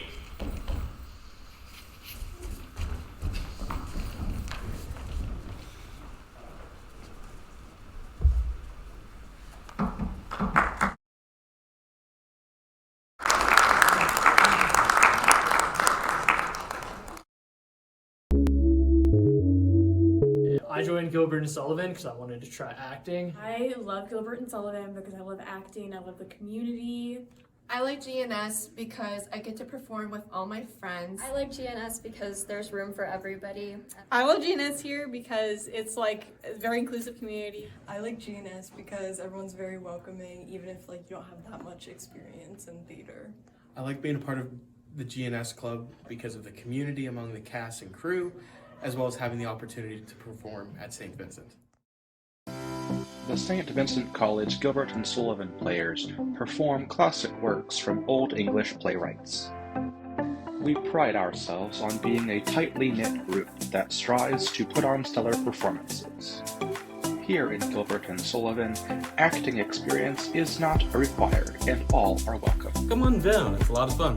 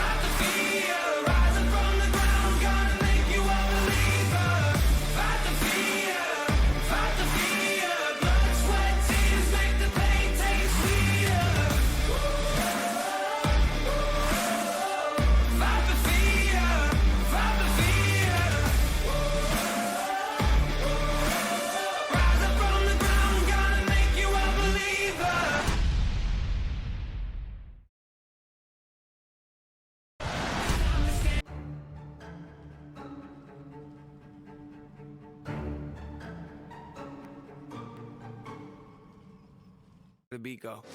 Oh, ain't that something? Drums came in, you ain't see that coming. Hands on my head, can't tell me nothing. Got a taste of the fame, it upon my stomach. Throw it back up like I don't want it. Wipe my face, clean up my vomit.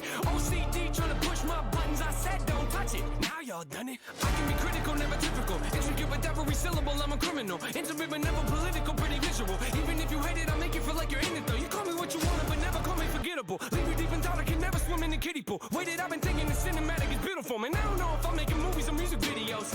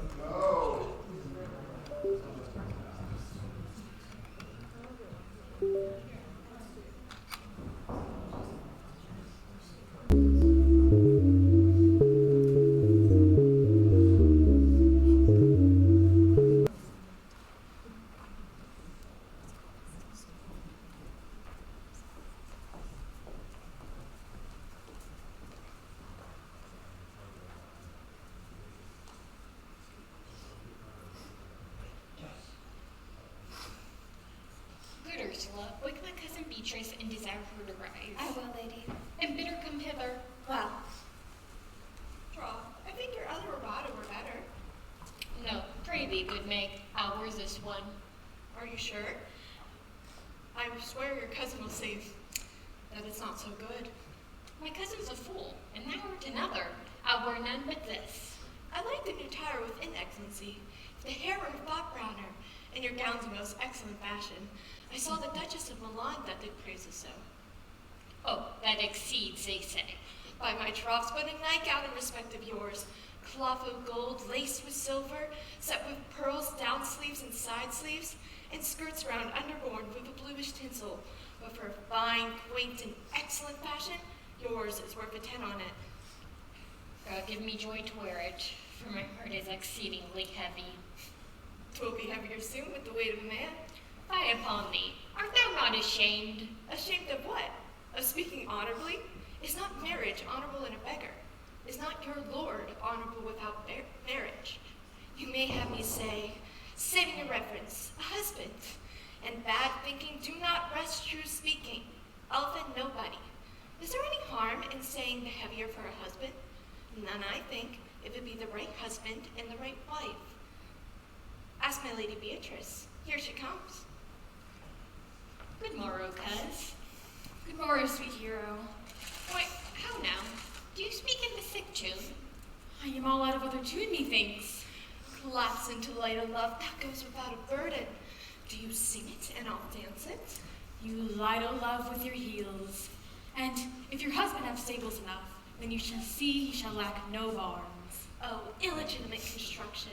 I scorn that with my heels. It's almost 5 o'clock, cousin. 'Tis time you were ready. By my troth, I'm exceedingly ill. Hey ho! For a hawk, a horse, or a husband?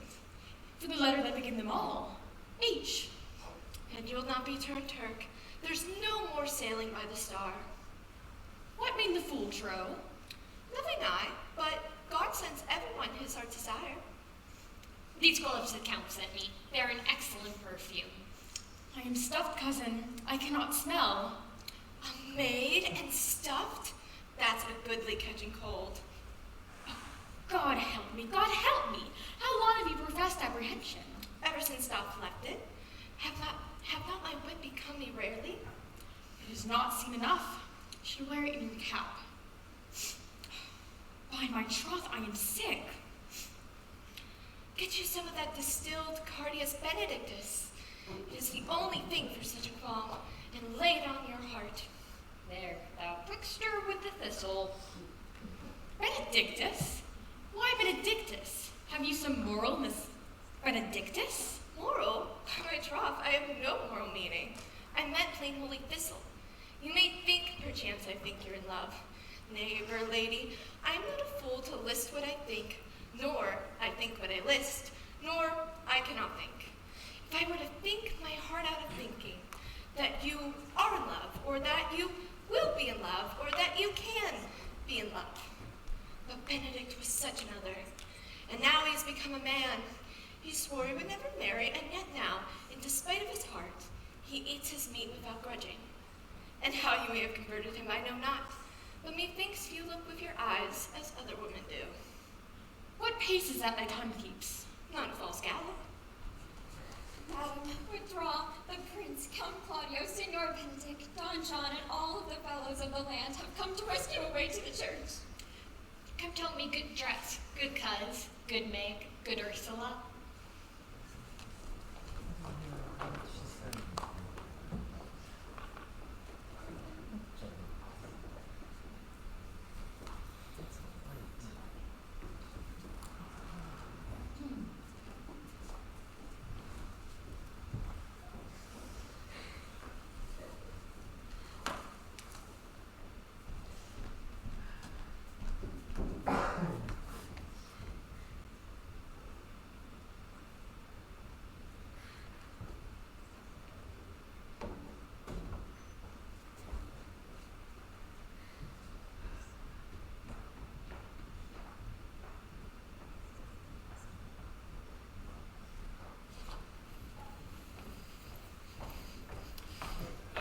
What would you with me, honest neighbor? Marry, sir, I would have some confidence with you in a matter that discerns you nearly. Brief, I pray you, for you see it is a busy time with me. Marry, that it is, sir. Marry, 'tis very true, sir. What is it, my good friends? Good man Verges, sir, speaks a little off the mark.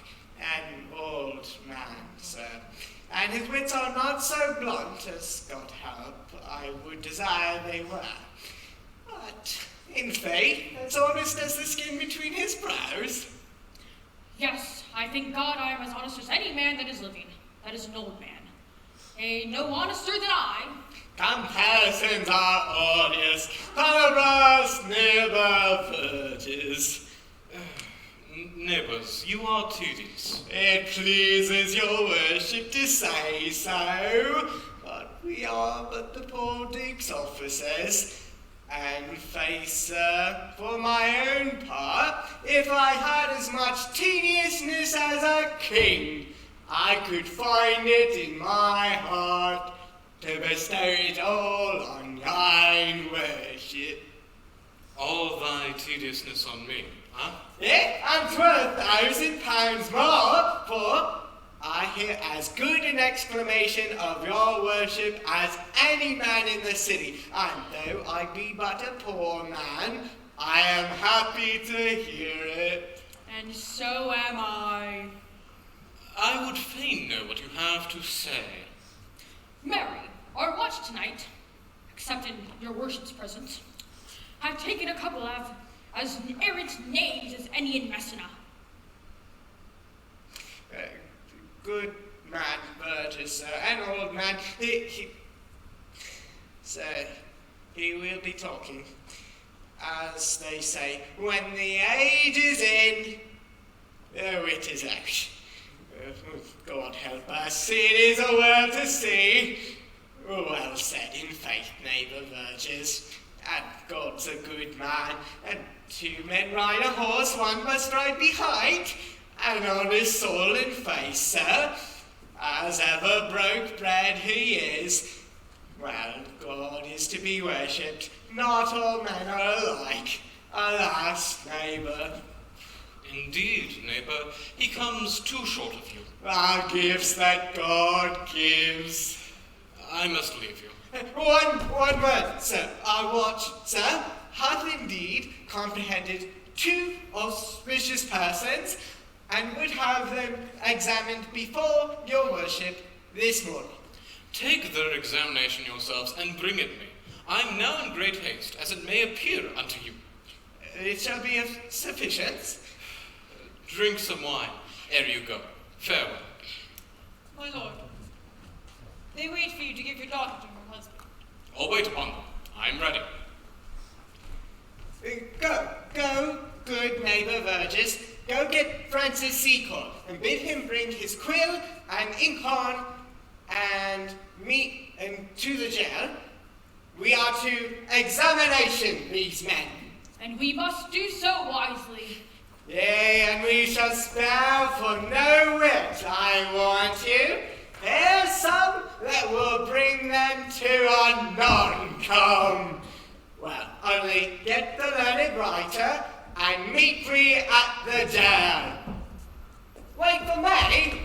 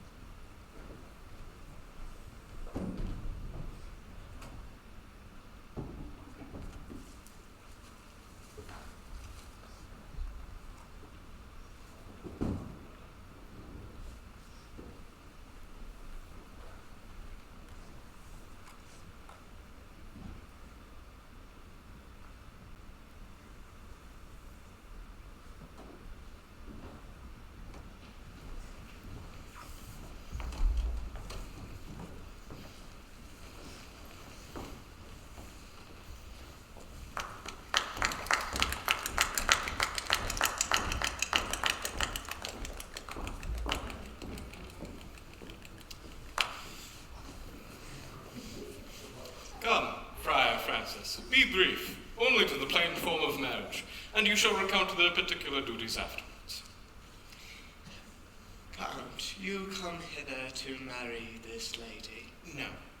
To be married to her. Friar, you come to marry her. Lady, you come hither to marry this count. I do. Well, I charge you, if there is any impediment inwardly as to why you should not be conjoined, I charge thee, utter it upon thine souls. Know you any hero? None, my lord. Know you any count? I dare make his answer none. What men do, what men may do, what men daily do, not knowing what they do. How now? Interjections. And then some be of laughing as ha. Stand thee by, friar. Father, do you give me this maid, your daughter, to be my wife? As freely, son, as God did give her me. And what have I to give you in return for this most precious gift? Nothing, unless you render her again. My sweet prince, you learned me noble thankfulness. There, Leonardo, take her back. Give not this rotten orange to your friend. All you that see her here, look as she blushes. For you would think that she could cover this mortal sin withal. But lest she knows the heat of a luxurious bed, her blush is guiltiness, not modesty. What do you mean, my lord? Not to be married, not to knit my soul to an approved wanton. Dear my lord, if you have in your own proof vanquished the resistance of her youth and made defeat of her virginity... I know what you would say! You would say that if I truly knew her, she did embrace me as a husband, and not commit the forehanded sin. No, Leonardo, I never did convince her I never did convince her with word too large. I did embrace her but as a brother to a sister, with bachelor sincerity and comely love. And seemed I ever otherwise to you? Out on thee see me, I will write against it. For you see me as diamond in her orb. You see me as chaste as the bud ere it be blue. But you are more intemperate than Venus, and those savage animals that ravage in sensuality. Is my lord well that he doth speak so wide? Sweet prince, why speak not you? What should I speak? I am dishonored to have gone about to link my dear friend to a common stale. Are these things spoken, or do I but dream? Sir, they are spoken, and these things are true. This looks not like a nuptial. True. God! Leonato, stand I here? Is this the prince? Is this the prince's brother? Is this face heroes? Are our eyes our own? All this is so, but what of this, my lord? Let me move but one question to your daughter. By your fatherly power, I bid her to answer truthfully. I charge thee do so, as thou art my child. Oh God, defend me. How am I beset? What kind of catechizing call you this? To make your answer truly to your name.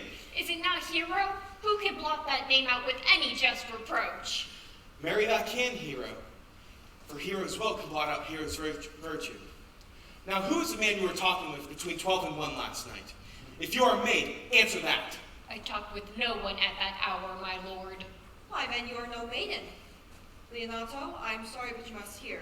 But upon mine honor, myself, my brother, and this grieved count did see her, hear her talk of a ruffian at her window last night, and most like a liberal villain confessed 1,000 encounters that they've had, almost 1,000 times in secret.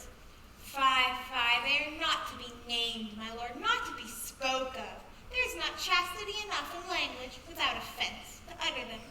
Thus, pretty lady, I am sorry for your much misgovernment. Oh, hero, what a hero thou hast been if half thy outward graces were placed. But farewell, most foul, most fair.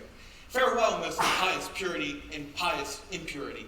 For thee, I'll lock all the gates of love, and forever shall conjecture hang from my eyes. And for never again will I be more gracious. Hath no man's dagger here a point for me? How now, cousin? Wherefore seek you down? Come, let us go. These things come thus to light, smother his spirits up. How doth the lady? Dead, I think. Hero, why hero? Uncle, Signor Benedict Friar. Fate, take not away thy heavy hand. Death is the fairest cover for her shame that could be wished for. How now, cousin? Have comfort, lady. Dost thou look up? Yea, wherefore should she not? Wherefore? Why, does not every earthly thing cry shame upon her? Could she here deny the story that is printed in her blood? Do not live, hero, do not open thine eyes.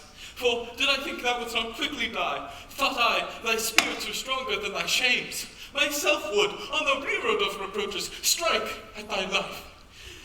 Grieved I had but one. Chid I for that at frugal nature's frame? Why had I one?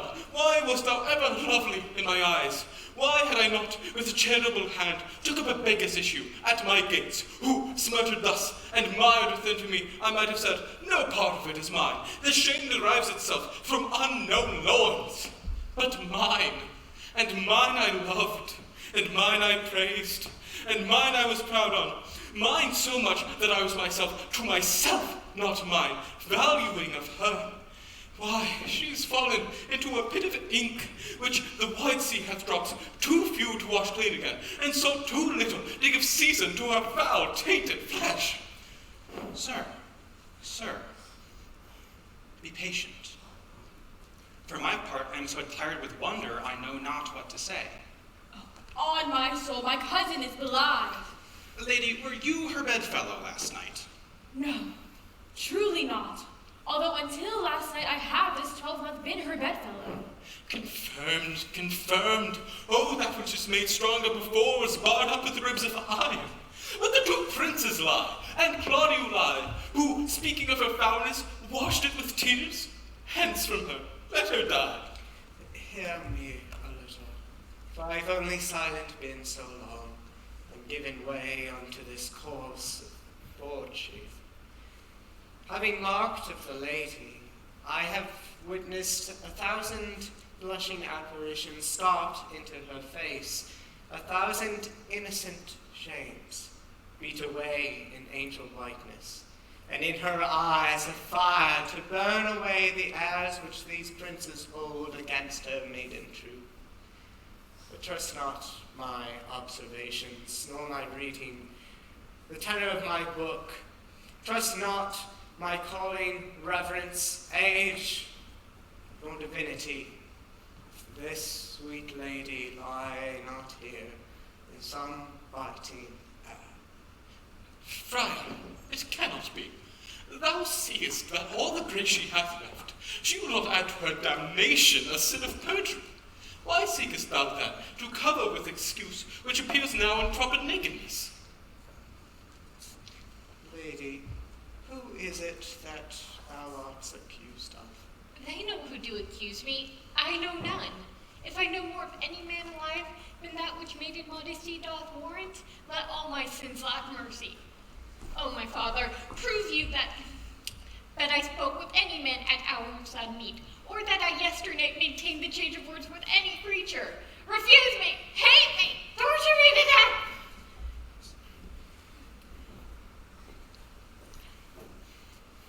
There is some strange misprison in the princes. Two of them have the very bent of honor, and if their wisdoms be misled in this, the practice of it lies in John the Bastard, whose spirits dwell in the very toil of villainies. I know not. If they speak but truth of her, these hands shall tear her. If they wrong her honor, the proudest of them shall well hear of it. Time hath not yet so dried this blood of mine, nor age so eaten my invention, nor misfortune made such havoc of my means, nor my bad life reft me so much of my friends. But they shall find a weight in such a kind, both policy of limb and strength of mind, ability of means, and choice of friends, to quit me of them thoroughly. Pause a while. Let my counsel sway you in this case. Your daughter here, the princes left for dead. Let her a while be secretly kept in, and publish it that she be dead indeed. Maintain a mourning ostentation. Hang epitaphs upon your family monument, and do all rites that appertain unto a burial. What shall become of this? What will this do? Mary, this well carried out on her behalf shall turn slander to remorse. This is some good, but not for that I on that dream on this strange course, but in this travail look for greater birth. Her dying, as it must be so maintained, upon the instant that she was accused, will be lamented, pitied, and excused of every hearer. For it so falls out that what we have, we prize not to the worth, whilst we enjoy it. But being lacked and lost, why, then we rack the value, then we find the virtue that possession would not show us. So it shall fare with Claudio, when he hears that she died upon his words. The idea of her shall sweetly creep upon the study of his imagination, and every lovely organ of her life shall come apparelled in yet more precious habit, more moving, delicate, and full of life, into the eye and prospect of his soul. Then, when she lived indeed, then shall he mourn, if ever love had interest in his liver, and wish he had not so accused her. No, though he thought his accusation true. Let this be so, and trust not but success will fashion the matter in greater shapes than I can lay it here in likelihood. And if all matter else be levelled false, the supposition of her death will quench the wonder of her infamy. And if it sort not well, you may conceal her, as best befits her wounded reputation, in some reclusive and religious life, out of all eyes, minds, tongues, and injuries. Signor Leonato, let the friar advise you. And though you know that my inwardness and love is very much unto the prince and Claudio, yet in this I will deal as surely and as justly as your soul does with your own body. Being that I flow in grief, the smallest twine may yet lead me. 'Tis well consented. Presently away.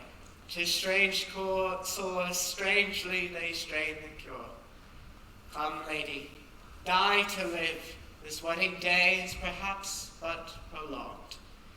Have patience and endure.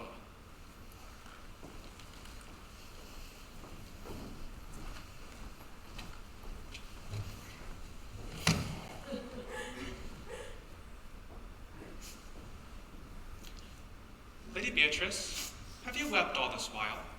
Yea, and I will weep a while longer. I would not desire that. I have no reason to. I do it freely.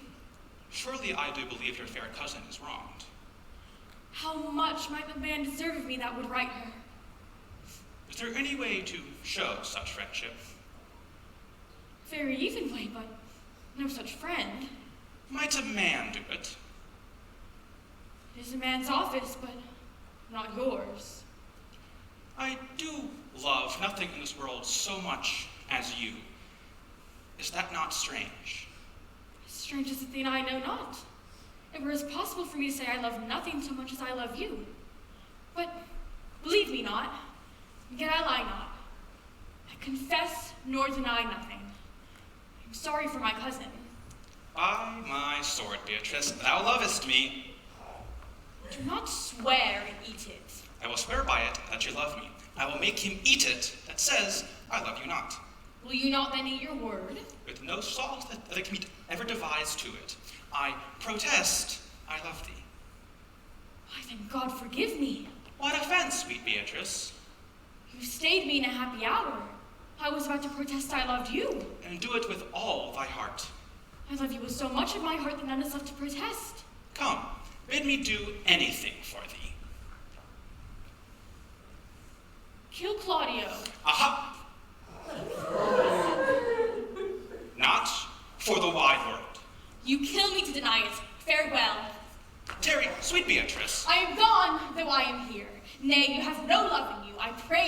go. But Beatrice. In faith, I will go. We'll be friends first. You dare easier be friends with me than fight with mine enemy. Is Claudio thine enemy? Is he not approved in the height of a villain that hath slandered, scorned, dishonored my kinswoman? Oh, God, that I were a man! What bear her in hand until they come to take hands? And with public accusation, uncovered slander, unmitigated rancor, oh, God, that I were a man! I weigh in his heart in the marketplace! Hear me, Beatrice. Talk with a man out at a window. A proper saying. Nay, but Beatrice. We hear him, she is wronged, she is undone, she is slandered. Beatrice. Princes in counties. Surely a princely testimony. A sweet count, Count Compact, a sweet gallant, surely. God, that I were a man for his sake, or that I had any friend that would be a man for my sake. But manhood is melted into courtesies, valor into compliment, and men are only turned into tongue, and trim ones too. He is not as valiant as Hercules that tells a lie and swear it. I cannot be a man with wishing, therefore I will die a woman with grieving. Tarry, good Beatrice. By this hand, I love thee. Use it for my love some other way than by swearing by it. Think you in your soul that Count Claudio has wronged Hero? Yea, as sure as I have a thought or a soul. It is enough. I am engaged. I will kiss your hand, and so I leave you. This hand, Claudio will render me a dear account. And as you hear of me, so think of me. Go in comfort with your cousin. I must say she is dead, and so farewell.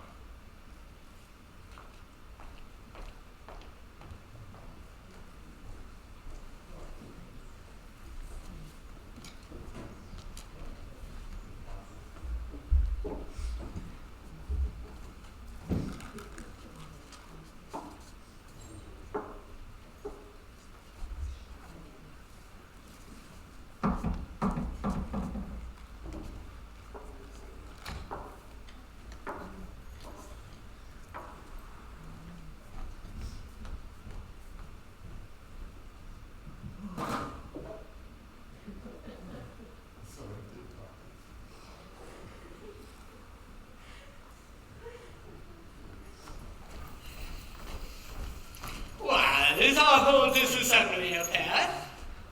Oh, a stool and a cushion for the sexton. Which be the malefactors? Marry, that I am, sir, and my partner. Marry, 'tis true. We have an exhibition to examine. But which are the offenders to be examined? Let them come before Master Constable. Yea, Mary, let them come before me. What is your name, sir? Horatio. Write down Horatio. And yours, sir? I am a gentleman, sir, and my name is Conrad. Write down Master Gentleman Conrad. Masters, do you serve God? Yea, sir, we hope. Write down, they hope they serve God. But write God first, for God should come before such villains. Masters, it is proved already that you are little better than false knives. What say you for yourselves? Marry, sir, we say we are none. A marvellous witty fellow, I assure you, but I will go about with him. Come, sir, a word in your ear. Sir, I say to you, you are thought to be false knives. Sir, I say to you, we are none. Away with you. For God, they are only a tale. Have you written down they are none? Master Constable, you go not the way to be examined. You must call forth the watch, in which is their accusers. Ah, yeah, Mary, that's the eldest way. Let the watch come before me. I charge you, sirs, in the prince's name, accuse these men. This, sir, said Don John, the prince's brother, was a villain. Write down Prince John a villain. Why, that's flat perjury to call the prince's brother a villain. Master Constable. Pace, speak not. I like not thy look, I warrant you. What heard you him say else? That he received 1,000 ducats from Don John for falsely slandering Lady Hero.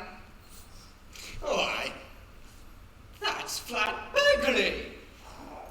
As ever was committed. Yea, by mass that it is. What else, fellow? And that Count Claudio did mean upon his words to disgrace the Lady Hero before the assembly. Thou villain, thou wilt be condemned to everlasting redemption for this. What else? That is all. And this is more, masters, that can be denied. Prince John is this morning secretly stolen away. Hero was in this manner accused, in this very manner refused, and upon grief suddenly died. Master Constable, let these men be bound and brought to Leonato's. I will go before and show him their examination. Come, let them be opinioned. Let them be in hands. Oh, coxcomb! Oh, gods, my lord, where's the sexton? Oh, that he the head right of Prince's officer, coxcomb. No, thou villain, thou naughty varlet! Away! You are an ass! You are an ass! Dost thou not suspect my place? Dost thou not suspect my years? Oh, that he were here to rip me down an ass! But, masters, remember that I am an ass, though it be not written down, yet forget not that I am an ass. No, thou villain, thou art full of piety, as shall be proved upon thee soon enough by good witness, for I am a wise man, and what's more, a householder, and what's more, an officer, and what's more, as pretty a piece of flesh as any in Messina. And one that knows the law, go to, and one that is wealthy enough, go to, and one that hath had losses, and one that hath 2 gowns, and everything handsome about him. Go, come, let us find the, oh, that he were here to rip me down in an ass. Come, neighbour.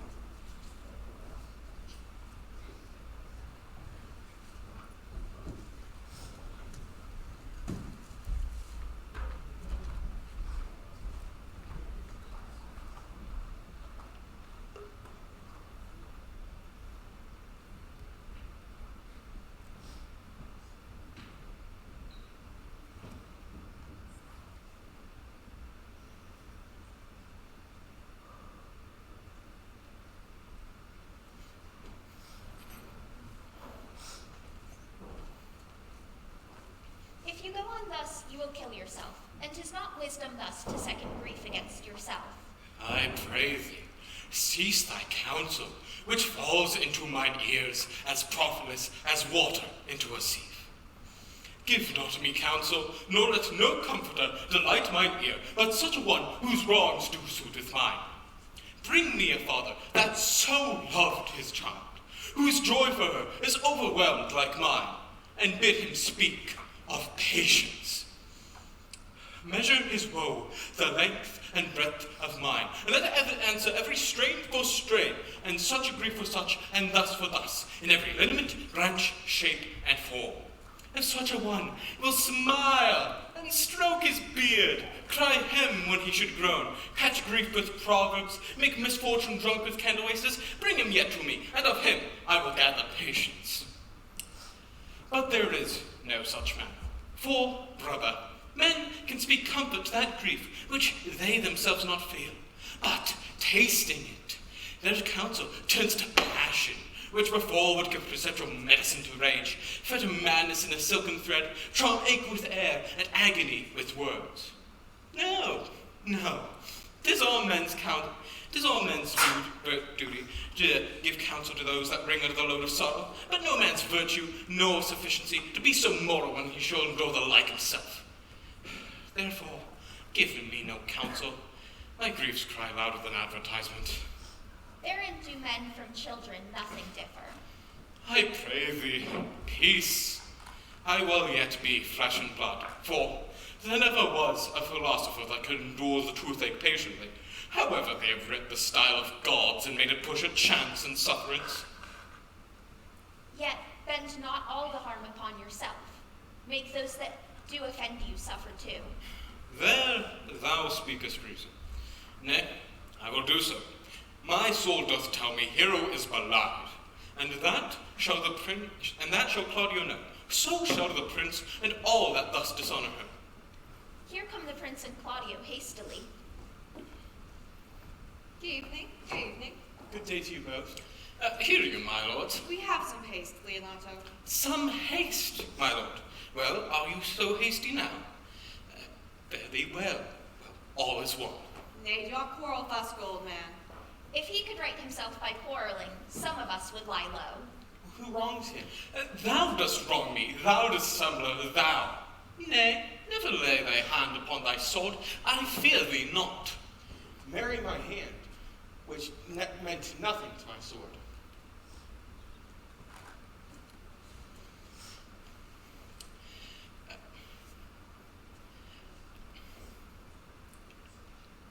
Canst thou so daff me, boy?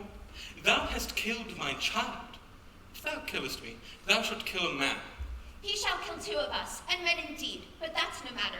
Let him kill one first. Win me and wear me. Let him answer me. Come, follow me, boy. Come, sir boy, follow me. Sir boy, I'll whip you from your foining fence. Nay, as a gentleman, I will. Brother. Content yourself. God knows I loved my niece, and she is dead, slandered to death by villains that dare answer a man indeed as I dare take a serpent by the tongue. Boys, apes, braggarts, jacks, milksops. Brother Anthony. Hold you content. I know them, yea, and what they weigh, even to the utmost scruple. Scrambling, outfacing, fashion-monging boys that lie and hog and flout, deprave and slander, and speak off half a dozen dangerous words how they might hurt their enemies if they durst. And that is all. But Brother Anthony. Content yourself. Let me deal in this. Gentlemen both, we will not wake your patience. My heart is sorry for your daughter's death, but upon mine honor, what she was charged with was very true and full of proof. My lord, my lord. I will not hear you. No. Come, brother, away. I will be heard. And shall, or some of us will smart for it. See, here comes the man we went to seek. Ah, now, senor, what news? Good day, my lord. Welcome, senor. Here come the part almost afraid. We had like our noses bitten off with my two old men with no teeth. Leonato's brother. What do you think? Had we fought, I doubt we should have been too young for men. In a false quarrel, there is no valor. I came to seek you both. Well, we have been up and down to seek thee, for we are of that high-proof melancholy. Now, did thou use thy wit? It is in my scabbard. Shall I draw it? Do you wear your wit by your side? I bid thee not draw it, but draw as the minstrels do, just to pleasure us. As I am an honest man, you look pale. Are you sick or angry? What courage, man? What care to kill the cat? Sir, I will meet your wit in the career and you charge it against me. I pray you, choose another subject. Give him a different staff. The last one was broke cross. By this light, he changes more and more. I think he'd be angry indeed. If he be, he knows how to turn his girdle. Shall I speak a word in your ear? Oh, God save me from a challenge. You are a villain. I jest not. We'll make it good. How you dare, when you dare, and with what you dare. Do me right. I will protest your cowardice. You have killed a sweet lady. Your death will fall heavy upon you. Let me hear from you. Well, I will meet you with great joy. What, a beast? A beast? I thank him. He hath led me to a calf's head and a capon, which if I do not carve most curiously, say my knife's not, would I not find a woodcock too? Sir, your wit ambles well. It goes easily. I'll tell you how Beatrice praised your wit the other day. I told her that you had a fine wit. Yes, said she, a fine little one. No, said I, he has a great wit. Of course, said she, a great gross one. No, said I, he has a good wit. Just, said she, it hurts nobody. No, said I, he's wise. Yes, said she, a wise gentleman. No, said I, he has tons. That I believe, said she, for he swore something to me on Monday night, which he forswore on Tuesday morning. There's a double tongue, there's 2 tons. And then for an hour she continued to transcribe by particular virtues. Until at last she concluded with a sigh that you were the most proper man in all of Italy. Yea, and the witch that cried and claimed that she cared not. Yea, that she did. And that she did not hate him deadly, she would love him dearly. The old man's daughter told us all. All. And moreover, God saw him when he was hidden in the garden. But when shall we set the savage bull's horns on the sensible Benedict's head? Fare you well, boy. You know my mind. I'll leave you now to your gossip-like humor. But your regular jest as a braggart do their blades, which, God be thanked, hurt not. My lord, for many courtesies, I thank you. I must discontinue from your company. Your brother, the bastard, has fled from Messina. You have, among you, killed a sweet and innocent lady. For my lord Blackbeard there, he and I shall meet, and until then, peace be with him. He is in earnest. Of the most profound earnest. And has challenged you.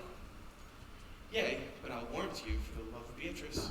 What a pretty thing man is when he goes off in his hose and doublet and leaves off his wit. Yea, and such a man is a giant to an ape, but yet an ape is a doctor to such a man. But soft you, let me be. Pluck up my heart and be sad. Do you not say that my brother has fled? From hither you, sir. If justice cannot tame you, she will never weigh more reasons in the balance. Nay, and you be a cursing hypocrite once. You must be looked to. How now? 2 my brother's men bound. Horatio one. Hearken after their offenses, my lord. Officers, what offense have these men done? Marry, sir, these men have committed false report. Moreover, they have spoken untruths. Secondarily, they are slanderers. 6th and lastly, they have belied a lady. And thirdly, they have verified unjust things. And to conclude, they are lying men. First, I ask you what is their offense. Thirdly, I ask you what they have done. 6th and lastly, what you lay to their charge. And to conclude, why are they committed? Rightly reasoned, and one meaning well suited. Who have you offended, masters, but you are thus bound to your answer? This learned constable is too cunning to be understood. What's your offense? Sweet prince, let me go no farther to mine answer. Do you hear me, and let this count kill me, for I have deceived your very eyes. What you could not discover, these shallow fools have brought to light. Your brother Don John has incensed me into slandering the Lady Hero. My villainy shall be sealed until my death, for to repeat it over shame. I deserve nothing but the reward of a villain. Runs off his speech like iron through blood. I have drunk the poison while he uttered it. But did my brother set you on to this? Yea, he paid me richly. He's composed and framed a treasury, and fled he is upon his villainy. Oh, hero, that image that I liked at first doth now appear. Come, let us take the plaintiffs away. By this time, Sir Leonato will have reformed. No. Sexton will have reformed Signor Leonato of the matter. Here! Here comes the master Signor Leonato, and the sexton too. Which is the villain? Let me see his eyes, that when I note another man like him, I may avoid him. Which of these is he? If you would know your wronger, look upon me. Art thou the slave that with thy breath has killed mine innocent child? Yea, even I alone. No, not so, villain. Thou beliest thyself. Here stand a pair of honorable men who had a hand in it. A third has fled. I thank you, princess, for my daughter's death. Record it with your high and mighty deeds. 'Twas bravely done, if you bethink you of it. Well, I know not to pray patience, but I must speak. Choose your revenge. Impose on me what penance you would for this sin. But mind you, I sinned not, but in mistaking. By my soul, nor I. And yet to satisfy his good old man, I would bend under any heavy weight that he'll enjoin me to. I cannot bid you bid my daughter live. That were impossible. But, I pray you, possess the people here in Messina how innocent she died. And, if your love can labor aught in sad invention, hang an epitaph upon her tomb and sing it to her bones. Sing it tonight. Tomorrow, then, come you to my house, and since you cannot be my son-in-law, be yet my nephew. My brother has a daughter, almost a copy of my child that's dead, and she alone is heir to both of us. Give her the chance you should have given to her cousin, and so dies my revenge. Oh, noble sir, your kindness doth bring tears for me, for I do embrace your offer for henceforth the poor Claudio. Tomorrow I shall expect your coming. Tonight I take my leave. This naughty man shall face to face be brought to Margaret, who I believe was packed in all this wrong, hired to it by your brother. No, she was not. She knew not what we had spoken of, and she has always been just and virtuous.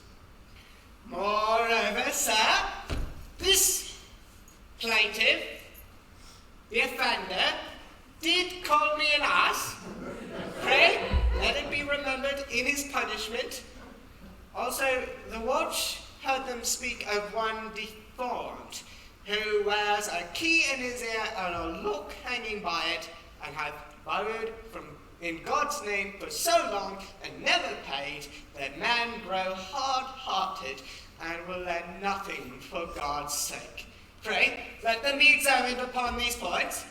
I thank thee for thy care and honest pains. Here, this is for thy pains. Ah, God bless the foundation. Go, go, I discharge thee of thy prisoner, and I thank thee. I leave with your worship an errant knave, 2 errant knaves, which I beseech your worship to correct yourself for the example of others. God keep your worship. I wish your worship well. God restore you to health. Oh, yes. If there be any merry meeting wished, God prohibit it. Come, neighbour. Until tomorrow morning, my lords. Farewell. Farewell, my lords. We look for you tomorrow. We will not fail. Tonight I'll mourn with Hero. Bring you these fellows on. We'll talk with Margaret, how her acquaintance grew with this lewd fellow.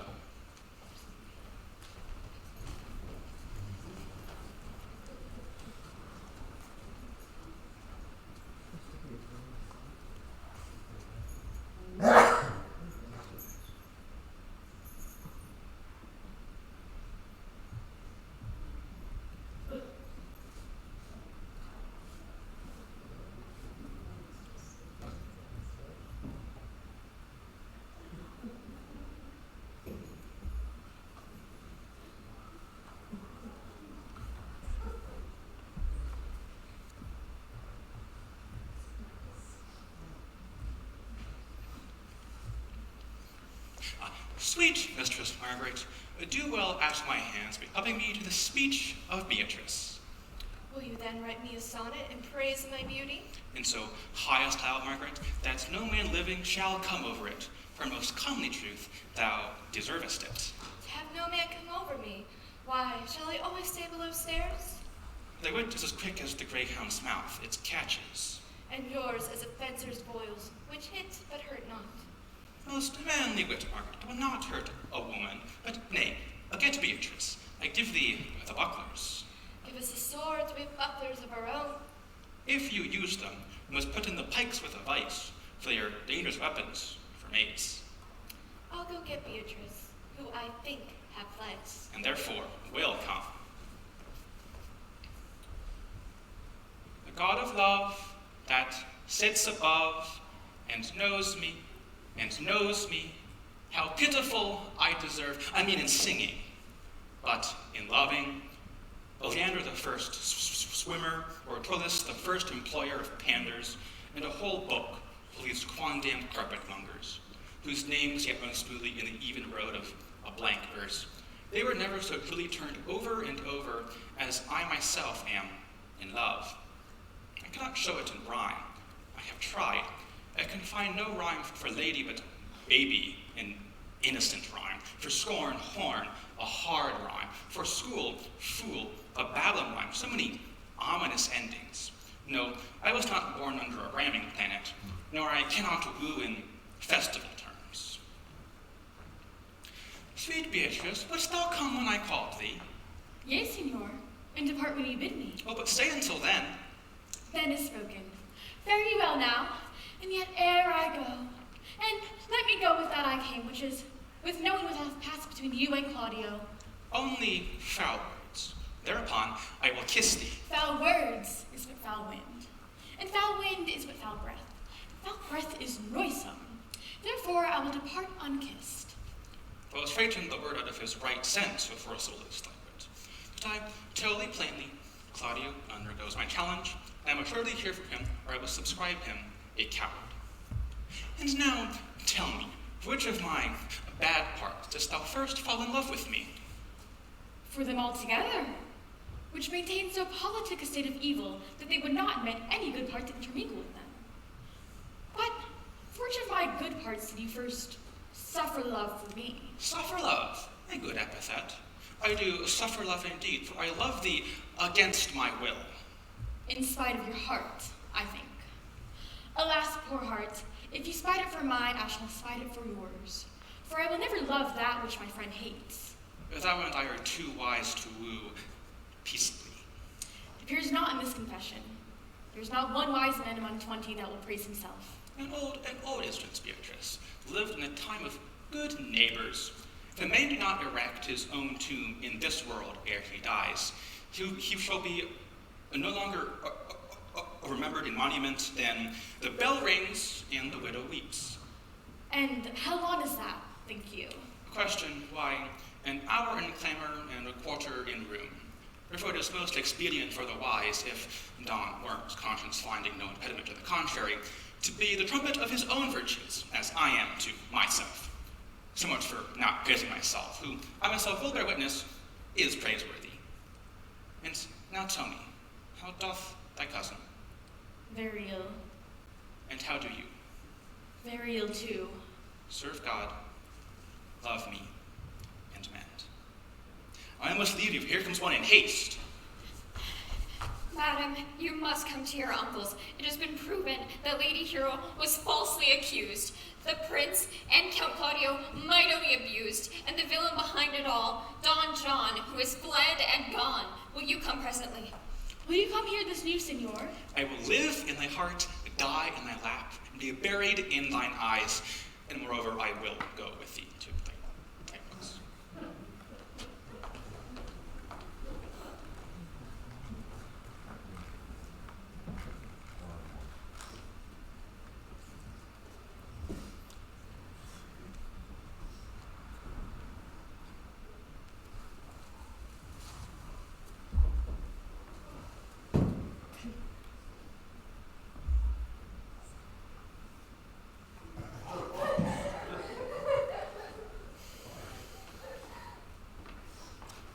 Is this the monument of Leonato? It is, my lord. Done to death by slanderous tongues was the hero that here lies. Death and burden of her wrongs gave her fame which never dies. So the life that died with shame lives in death with glorious fame.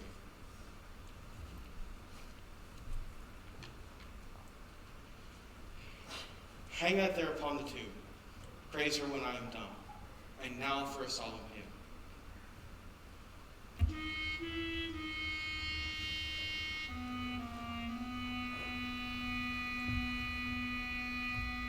Pardon, goddess of the night, those that slew the virgin.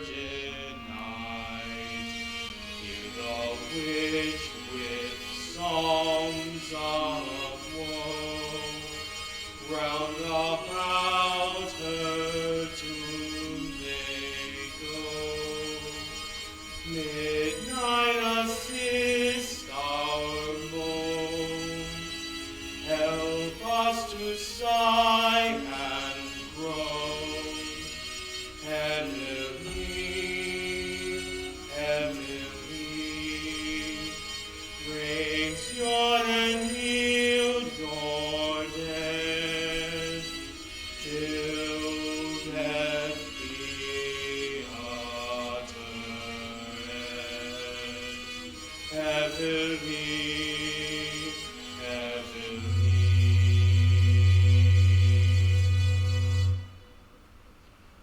Unto thy bones, good night. Yearly will I do this right.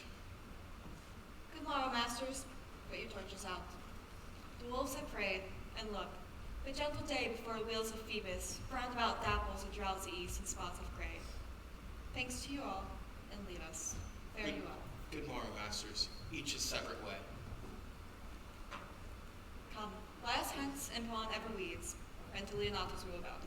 And with Hymen with luckier issue speeds, then we render up this way.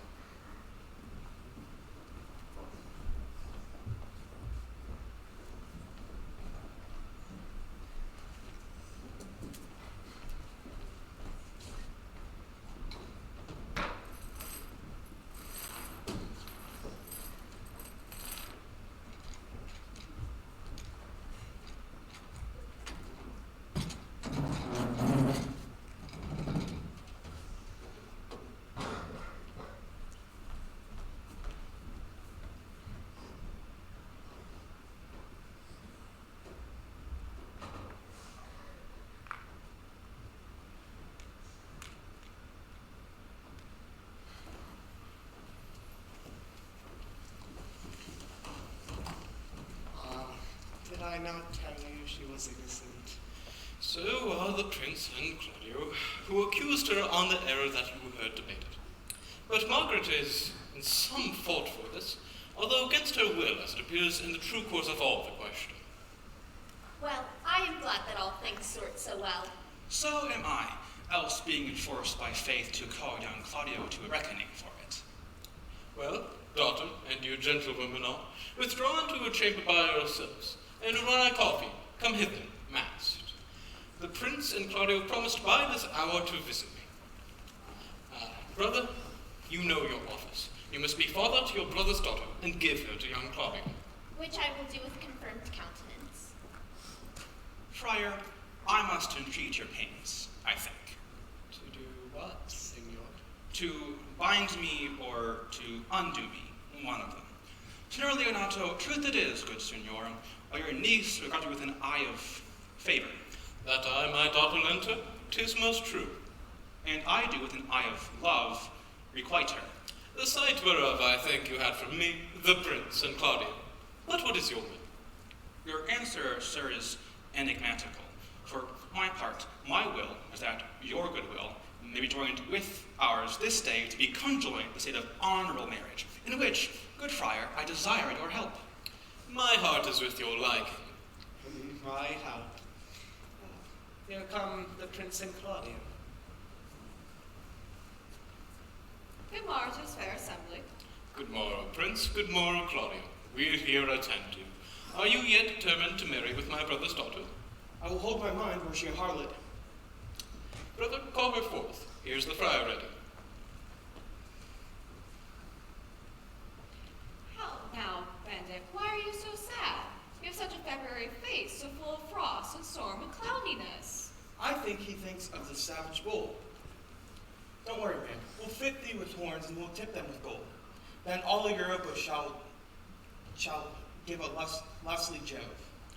Bull Jove, sir, had an amiable bow, and some such strange bull leapt your father's cow, and got a calf in that same strange feat, much like you, for you have just his bleat. For this, I thank you. Ah, here come the other rectors.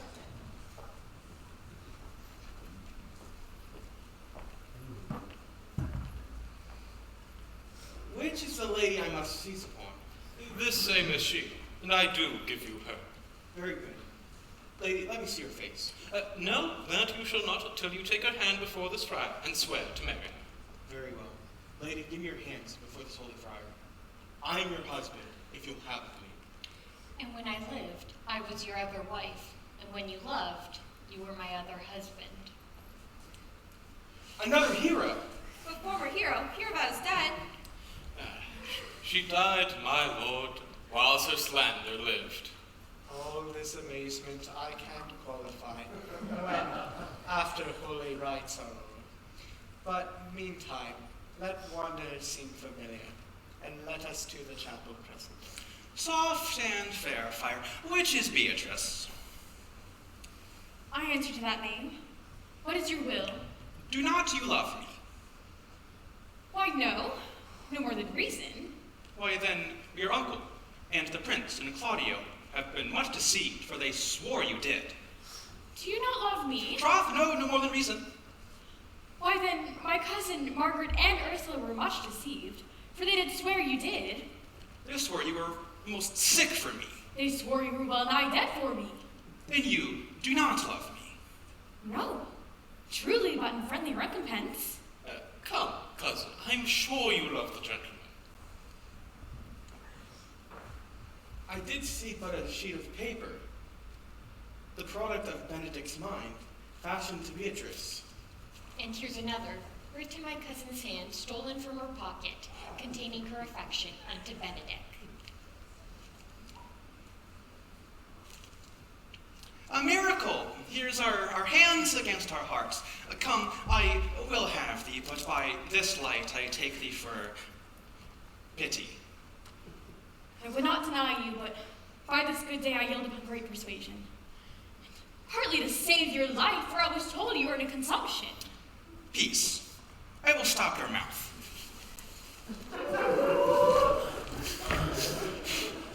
How dost thou, Benedict, the married man? I'll tell you what, Prince. A college of woodpackers cannot flout me out of my good humor. The man be beaten with brains, there shall be nothing handsome about him. In brief, since I do purpose to marry, I will hear nothing the world may say against it, and therefore never thought it me anything I have said against it. For men is a giddy thing, and that is my conclusion. For thy part, Claudio, I did think to have beaten thee, but in that thou art to become my kinsman, live unbruised, and love my cousin. Well, now I do admit that I wish that you had denied Beatrice, so that I could have cudgeled you out of your single life and make you a double dealer of the sorts. Come, we are friends. Let's have a dance ere we are married, when we lighten our own hearts and our wives' heels. Benedict, we'll have a dance afterward. First, of my word, therefore play, get music. Prince, you are sad. Get thee a wife. Get thee a wife. There's no staff more reverend than one tipped with horn. My lord, the brother John is taken in flight, and brought with armed guards back to Messina. Think not on him until tomorrow. I'll devise thee brave punishments for him. Strike up, pipers!